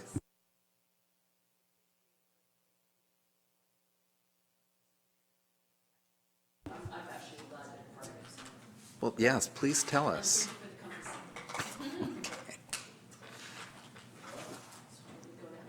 Yeah. Shall we look at your paperwork? My name is Kara Mason. I live at 2464 Sun River Way. I am the president for the Sooke Region Chamber of Commerce. Brand new, first duty here, so please be nice. And I'm here to talk about the proposal for the $28,000 that we're requesting to get back that we lost. And thank you to Carolyn for grabbing the paperwork. I'm glad it was found, so thank you very much for that. The Chamber of Commerce, Sooke Region Chamber of Commerce is a nonprofit organization. And in 2016, we lost our $28,000 of funding because the council at the time deemed it that we should be doing the economic development officer job for $28,000 a year. Well, we're a board of volunteers, and none of us were qualified to take on such a task. It just wasn't a reasonable expectation. So because we were being held to that $20,000 and having to provide that service, we had to say we can't do it. So we lost our funding. When we lost our funding, we lost our full-time person. We lost like more than half of our programs that we're offering to the community. It gutted us. It absolutely gutted us. So now we work with a skeleton part-time person. Well, she's not skeleton, but her hours are down to 16 to 20 hours a week. And we're not getting ahead on that either. Like we're still falling a bit behind. So we want to bring back the big programs that we had before. And the thing is that with the Chamber of Commerce is that we are a true hub of this community. We're an information hub. Like when we have tourists come into town, when we have new people move to town, when we have new businesses considering coming to town, oftentimes the first stop they make or a call they make is to the Chamber of Commerce. There's chambers of commerces across virtually all the communities across Canada. Without a Chamber of Commerce, we actually lose credibility as a community. We're sought after for information and for viability of the community as a whole. So we do need a Chamber of Commerce, but we're limping along. We truly need our funding back. I have detailed in here what that funding would be going towards. We have a brand new board. I am so excited about this board. They are smart. They are committed. They are really, they really want to bring this on and really get us back, turn this ship around, get us back to the next level. But we need funding to do it because we're limping here. We don't have money to do any of the programs that we want to do. So, you know, I'm looking at your council strategic plan, and number 7 there says community vibrancy, responsible growth. Well, part of that would be a vibrant business community brings on a vibrant community. It's really important. And so I am here really hoping that this council can look at, and by the way, when we lost that funding, the reason why the businesses licenses came on, like, because you're getting about $65,000 a year in business licenses. Originally, when business licenses were brought on, they were brought on to support the Chamber of Commerce. So it's not coming out of the revenues. It's not coming out of property taxes. It's not coming out of the general coffers. It's coming out of what it was intended to come out of, the business licensing fees. That's where it should be coming from. So I'm really hoping you can look at this proposal and really hoping you can come to a favorable decision on this. And if you do have any questions on it, I would be more than happy to, if I don't have the answers, to get you the answers.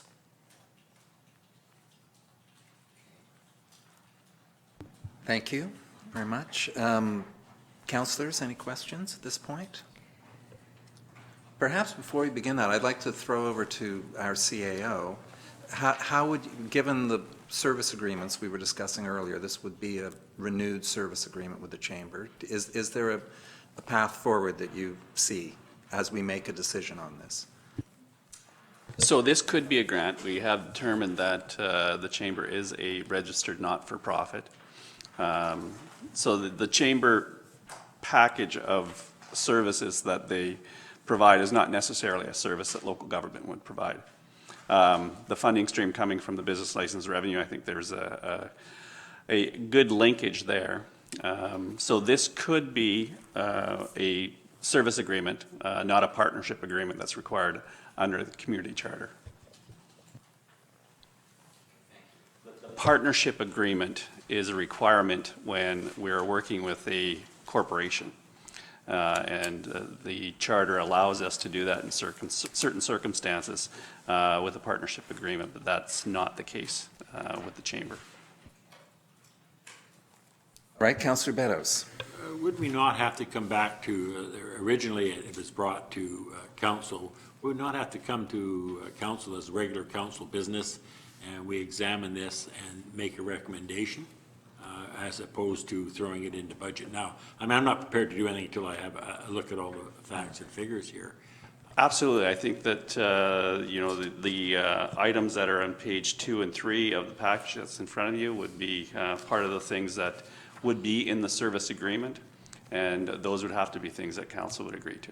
Yeah, because I mean, I've just scanned it, and, you know, even the comment about 65,000 collected in fees, I mean, you know, we have to pay somebody to administer that, and there's a cost there, so I need to know what that cost was in itself. And, you know, one of my questions, what will you do that you're not doing now? And I know one of the reasons why Chamber used to look after the parade, and now the Lions look after the parade, and that came out of that $20-something thousand. So I would have to have a really good hard look at this, and the fees that they pick up from their members and what they do with it, and I just haven't had the time to do that without coming back to a regular council meeting in the future. But I appreciate the information. I mean, you went away and did what we asked of you. I mean, it's just that I'm not sure we can do it here. My concern, if we don't get funding, is we're not going to remain viable. And we need, and every community, especially a community like Sooke, you know, we're at 13,000 people now. We've got businesses that want to come in and do business. You don't have a viable chamber, you're going to lose that visibility and that image. It's important to have a chamber in a community like this one.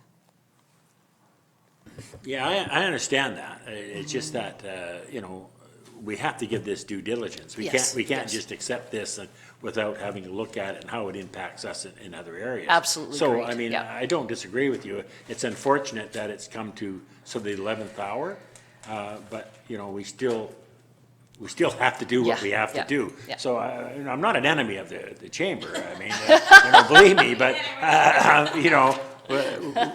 we have, this is tax dollars, and we have to look at this very carefully. And maybe somewhere in between. Yeah. Maybe it isn't $25,000, maybe it's $15,000 or whatever it is. Mm-hmm. But that has to be determined by us and the information. I'm pleased that you brought this forward, and we will certainly look at it. I agree. Thank you very much. Councillor McMath. If we have questions, should we email info@Sooke Region Chamber? President at Sooke Region Chamber, is that not on there properly? I'm president. Oh, you can do it to info@Sooke Region Chamber too, and they will forward it to me. Deal. Or you can go president at Sooke Region Chamber, either or. I really appreciate your Yeah. time today. So I think we're off to a process has been begun when Ms. Santowski and Ms. Evans came to council last month, and here you are today to present this. Clearly, at your AGM, you've elected a pretty powerhouse group of folk here.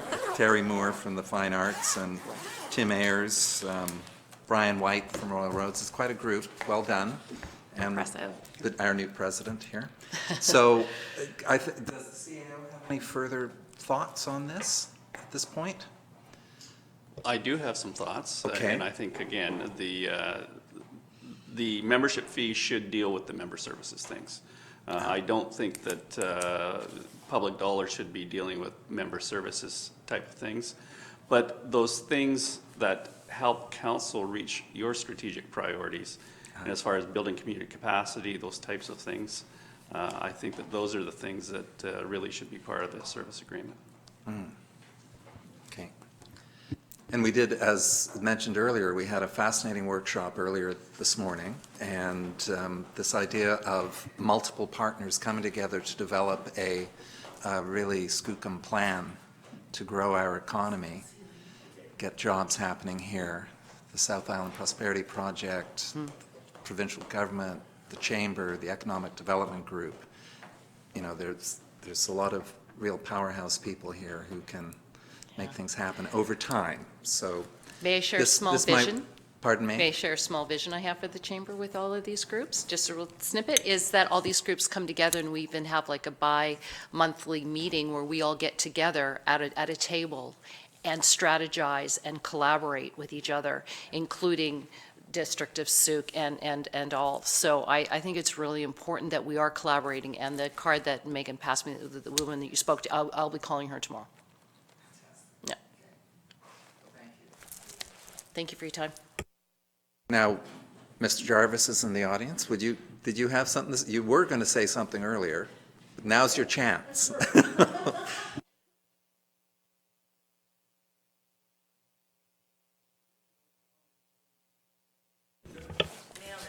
Hey. First of all, I'd like to preface my remarks by saying thank God for trained professionals. And so while all the rest of you are undertaking to do some on-the-job training, I would like to offer my 10 cents worth. There's been a lot of chasing after nickels, and as my parents used to say, if you look after the pennies and the nickels, the dollars take care of themselves. So while I appreciate we saved $3,600 on buying an e-bike for the Bylaw people, I think there's some larger ticket items here. Now, there was referenced $700,000 for an ongoing 5-year pavement program. Now, being a happy resident of 2349 French Road, which was paved this summer at sort of an inconvenience, but hey, I got tired of running over the divots where they put in the sewers. So, not a paving emergency by any means. Well, imagine my surprise when I got the notice from Fortis BC telling me that that same road that I just paid to have that brand new pavement on is now going to be torn up to put in a gas line. So, I took it upon myself to call the engineering department, and I got Mr. Paul Butterfield, who said, "Brother, I feel your pain." And I said, "Okay, what's the story here?" He said that Sooke, unlike other communities in the CRD, does not have a moratorium on road construction after a paving project.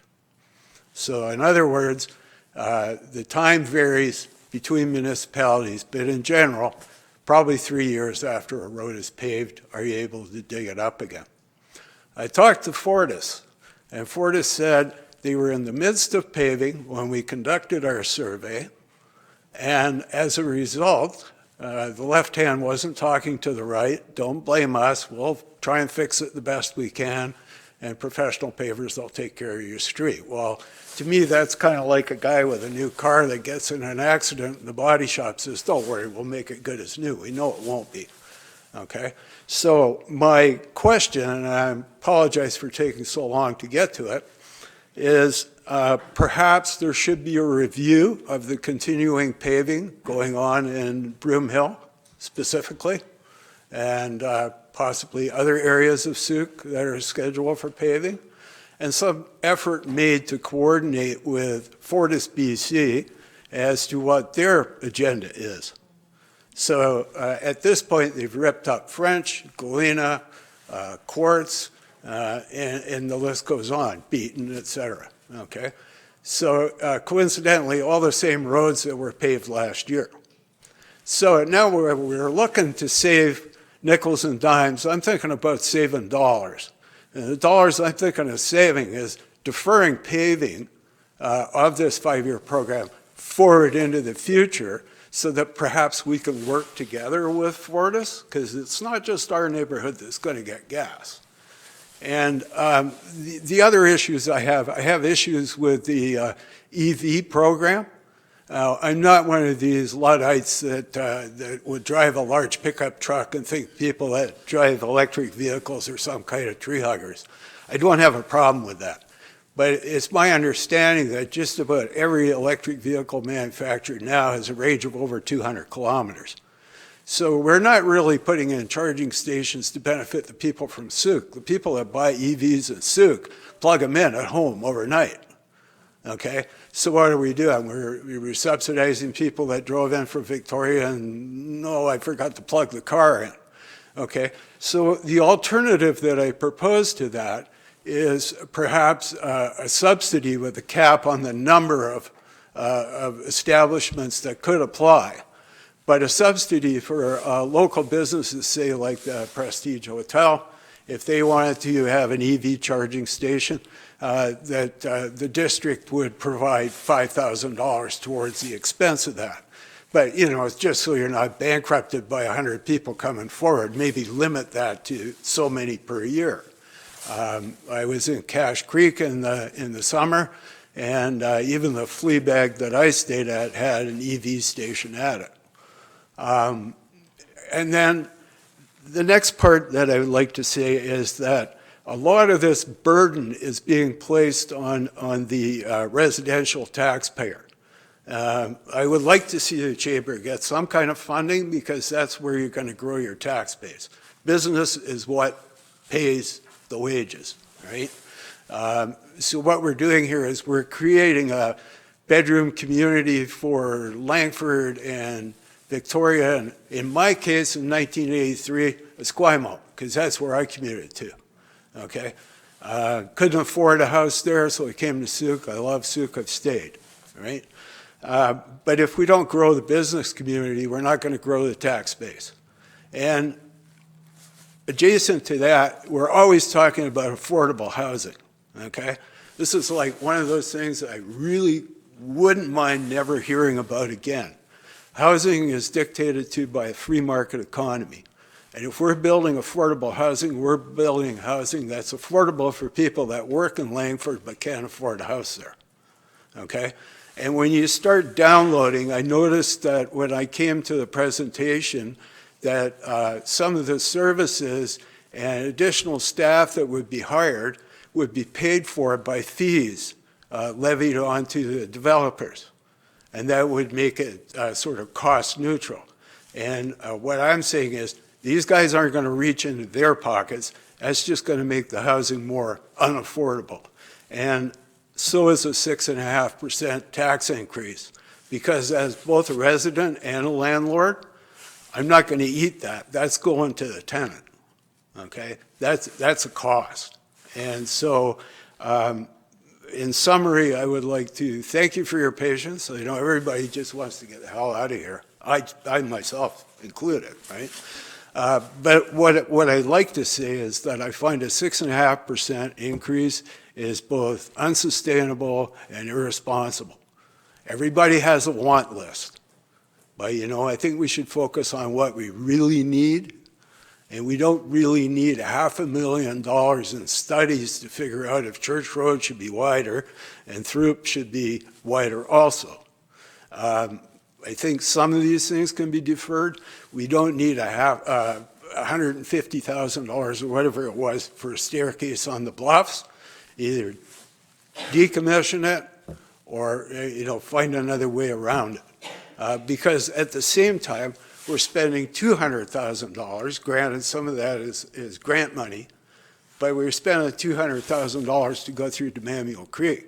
It's kind of like, okay, well, Daddy wants a new pair of shoes. Well, I'm going to have to put off my purchase of a new pair of jeans to do that, And I sort of resent the comments that some people made in respect to it's only a $100 increase for the average household. And to that I say, yes, I could probably find that much change in my couch, but then what am I going to do next year? And I don't see the end of the increases coming next year or anytime soon. And the chief, I spoke to him, there's a big dollar expense coming for equipment in the near future, okay? So I think we just have to, I'm not one of these people that has zero growth. I'm not one of these people that is like no to taxes. We've had a 2.5% increase in population. We've got a couple of percent increase in the cost of living. I would be happy with cost of living increase in taxes, but I would be willing to negotiate on whether a population increase added to that would be in the 4% to 4.5% range. But 6.5%, that's a big ask, because it's not going to stop there. It's just going to go forward from that point. But once again, I thank you all for your patience. But, final shot about the memorial wall when I was out of order. It's my understanding that $50,000 is sitting there, and that's not impacting residential tax. That money has to be spent on some kind of art project. So that funding is in place. So anyways, there you go. Thank you very much, and thanks to all of you. Thank you, Mr. Jarvis. That was, yeah. Yeah. We did it.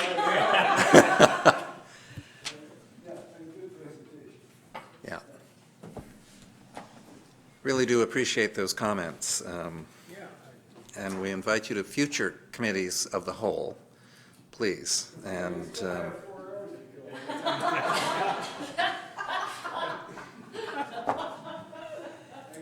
yeah, the deferral of the 5-year road improvement plan was a significant piece of advice there. Yeah. Well, yeah, That's maddening.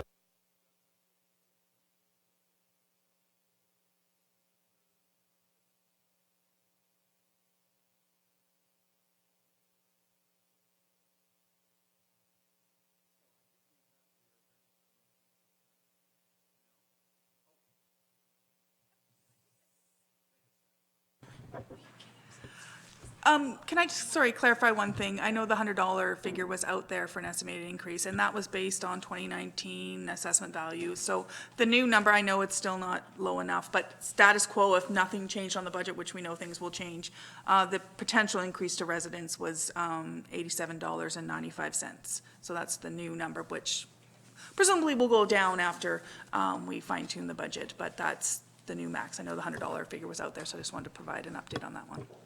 Councillor Beddows. One of the big things that are confusing residents is they keep hearing this 6.5%, and it was again and again here. In the future, we have to make it very clear that it's a little preliminary number and that it's likely to go down. And I think it's confusing the residents. I mean, I've had a couple of them come up to me and think we're absolutely bonkers for 6.5%. I don't know, maybe next year do it in a fashion that maybe better, that is not the increase that we're going to end up with. And there's confusion out there, that's all. For sure, we can definitely work on that messaging. I mean, trying to say draft and proposed is, maybe a hint, but if the message isn't getting through that these aren't the final numbers, I know anyone that has came to the open house or talked about it, we definitely tried to echo that message about, this is just a draft, this isn't the final version, and this isn't expected to be the final version. But definitely we can work on the messaging of that kind of going forward for future years. I think it's great. I think it's what gave us our engagement this year. And honestly, if I were looking at it from a marketing perspective, next time I would post on the front page that we're putting it to 13%. And then we'd really get a turnout. Yeah. Yeah, I just think the more important piece is that besides the education that it's a draft and it's the initial stage, it's also us showing that the comments that are given in the online survey, that were given in the open house, and that were given here today are heard and action is taken on them. We won't take every single recommendation, but it's just the acknowledgement and then showing them that we listened and that we adjusted off that, so that engagement wasn't worthless, that it actually did count for something. That's the biggest piece to convey.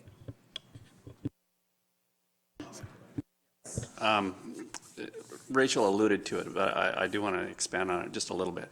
What we hope to do in 2020 is actually engage the public much earlier in the process. So at the service review level stage.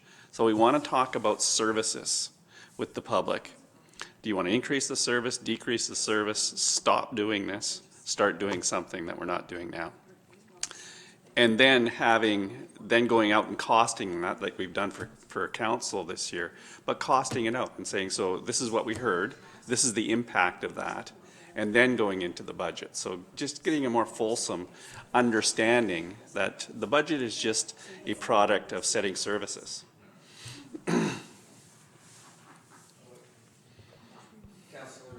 Yes. I like that idea. So can we put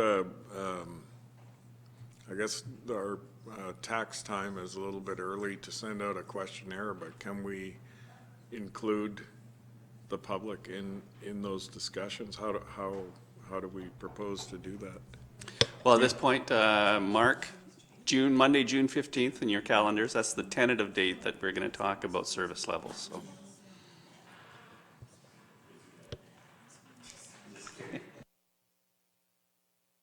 We're going to have a motion here to take to council.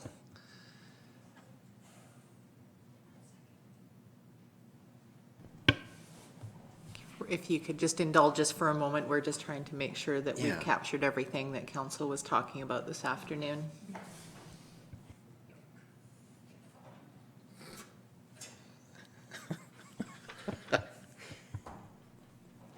It's so good.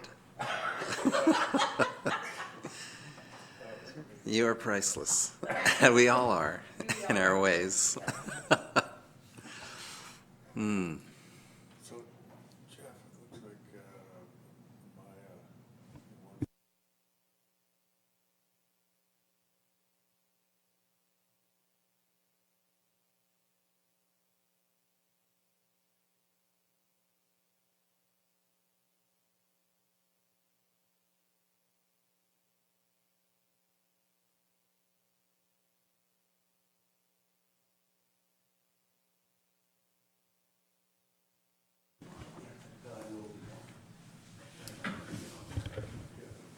Excuse me, Your Worship, I think we are ready with your resolution.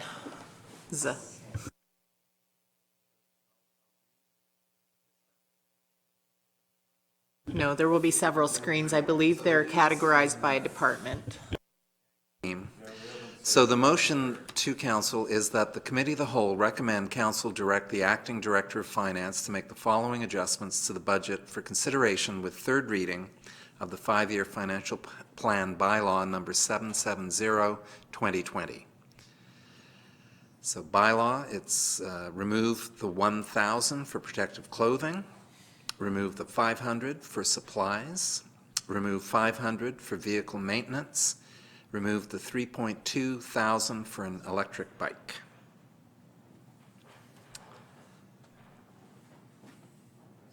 And we don't see anything else at the moment.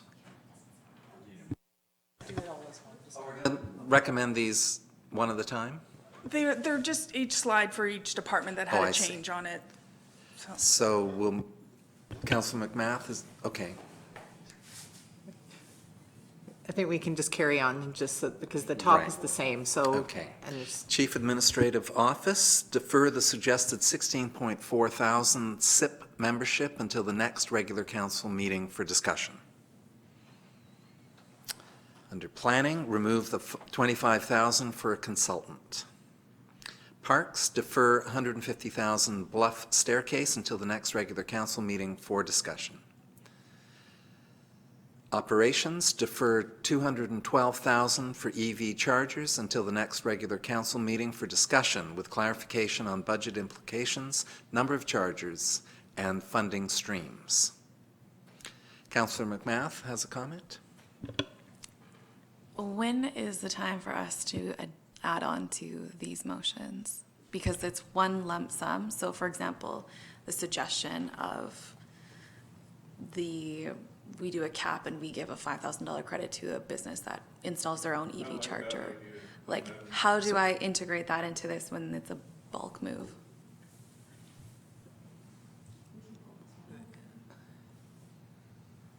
how many more slides is there? Okay. So there's 2 more slides. Can I just suggest that we finish this and then we can. I can so add a we can couple? move in second and then we'll have the list of resolutions Okay. and then we can go back and amend. Great. Okay, thank you.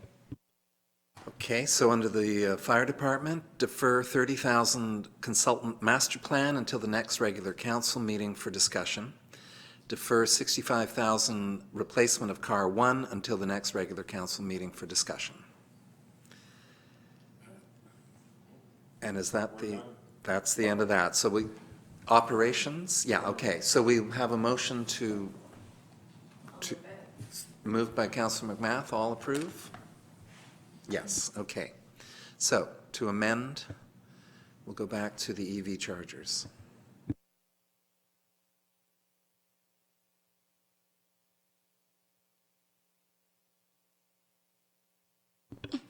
Just to look at other incentive programs for the installation of EV chargers.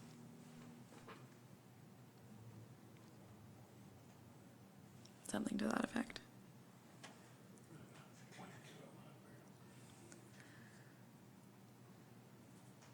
It's a business incentive programs, Yeah.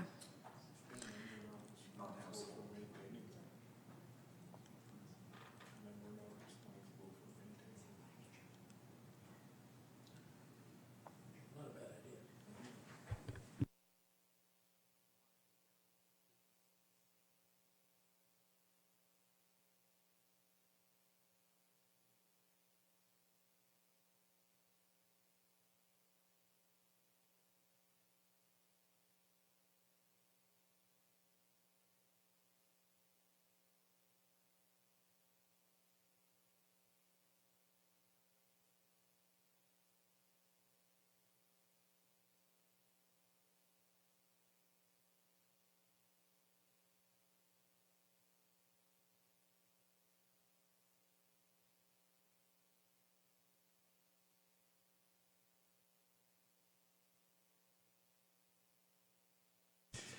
I guess Mr. Butterfield will be able to advise us whether the successful grant has very strict parameters or whether we have some leeway to explore things. Or even if we don't get the grant, what's another avenue for us to take?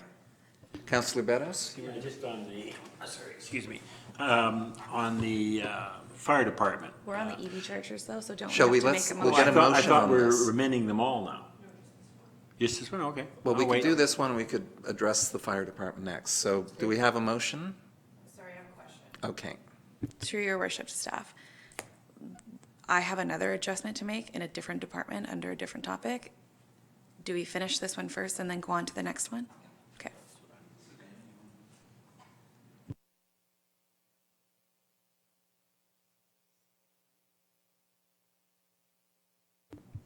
Councillor Beddows would like to look at the fire department. Yeah, in our initial discussions, the chief was going to come forward with more information on that paid on call for the volunteers. That was discussed, and I thought that was what we were doing, and I don't see it up there. Or am I missing it? No. So that request has been noted in the minutes. It was not part of the actual budget, unless I'm mistaken.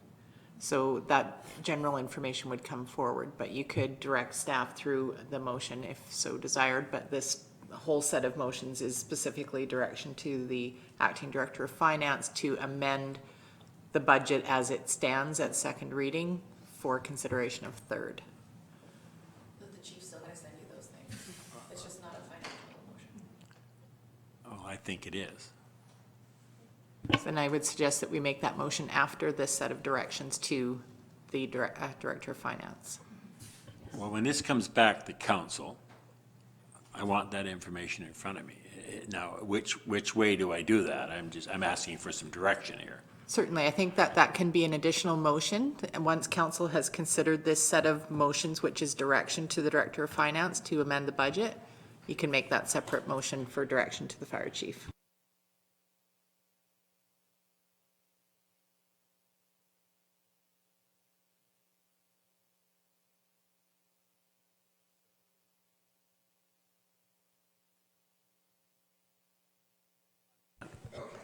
Because I believe what Councillor Beddows is suggesting is that the paid-on-call may have a budgetary aspect to it.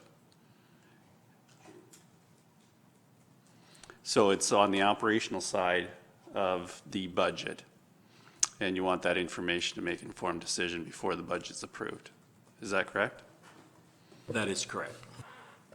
So I think that that needs to be part of at least the next budget presentation or in front of council before third reading of the 5-year financial plan comes. Does that make sense? And then will we also add the pricing matrix or whatever however you describe it for your vehicles as well? So that one I think is included in, to me, that was inherent in the car one discussion, was that the asset management on vehicle replacement is part of that discussion. Is that?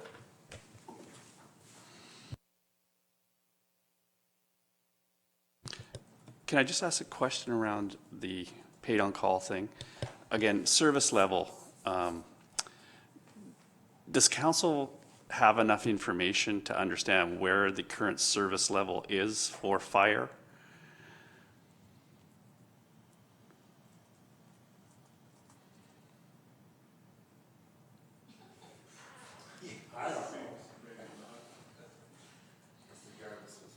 I mean, you're the professionals. Yeah. No, I just think that Councillor yeah. I was hoping it would be clear that the service levels are set. And what we're bringing forward now is the financial ramifications of those service levels that we've set. So if we need to deal with that, with fire, we can do it in one of two ways. We can move forward with the 2020 budget as we have been and have a good look at service levels going into 2021, but that may not suffice for council at this point. We would look at this on June 15th.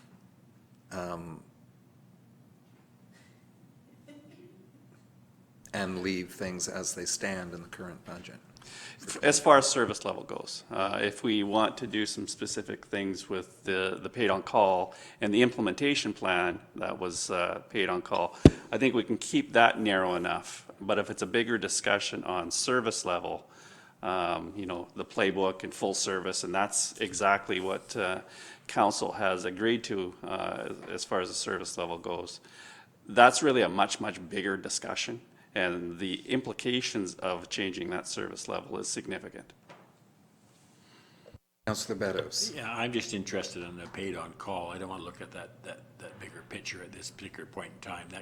That can wait till later in the year. I just need some fine tuning on those numbers, and the chief is going to get us the information, and I'm happy with that process. Perfect. So just the implementation piece of the paid on call. All right. Councillor McMath.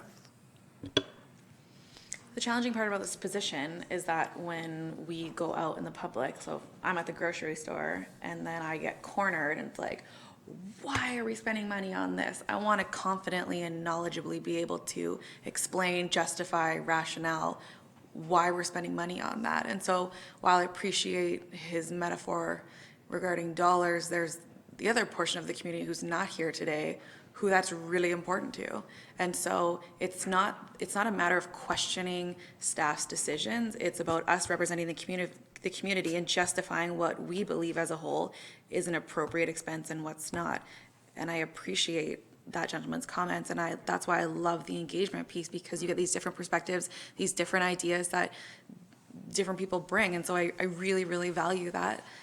Going past the fire piece, in regards to the paving portion, so goes back to my original concern why are we putting paving down if it's going to be altered or dug up later? That's a brutal example. Is this a resolution to happen now or to happen after we've gone through this bulk of departments, where we have engineering come forward with just a description or an explanation about sort of how that communication breakdown happens, or if they knew that was going to happen and they continued on with paving regardless? So I think Mr. Butterfield's example is a good example. We should have some policy around when we do finish roads. The utility companies are not coming in for a period of time. That will force them to come and say, well, here's our 5-year plan. Here's what we've got planned. If they know that, their plan may be held up, it's going to force them to come and have that discussion with us. So right now, and I'm not sure how the road improvement program assessment report was put to council, but my understanding was the roads were assessed and they were ranked, and those rankings ended up in the 5-year list or the 10-year list of road improvements. That's all a part of the whole gas tax regime, which was really putting money back at the community level to deal with infrastructure deficit. So there were prerequisites or requisites for that type of work to be done in order to assess that particular grant stream.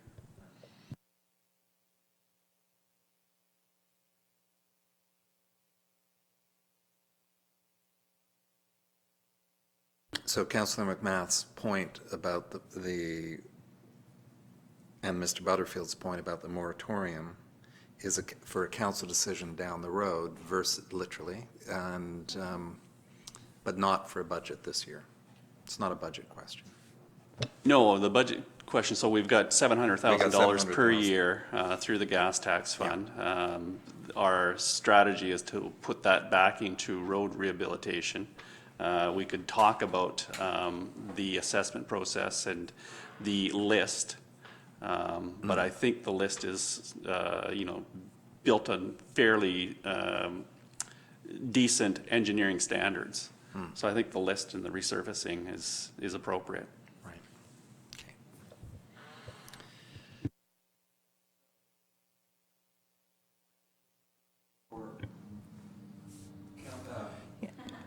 Ms. Musada. I just wanted to make sure that Councillor Beddows was okay with the wording of the amendment to the piece related to fire there.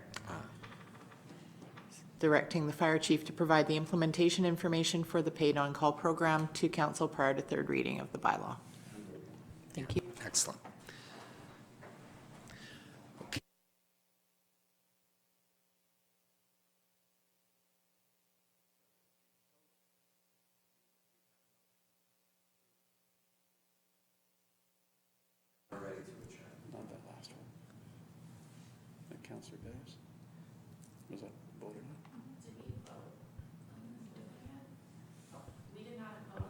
Yeah, no, we need to vote on the motion as amended.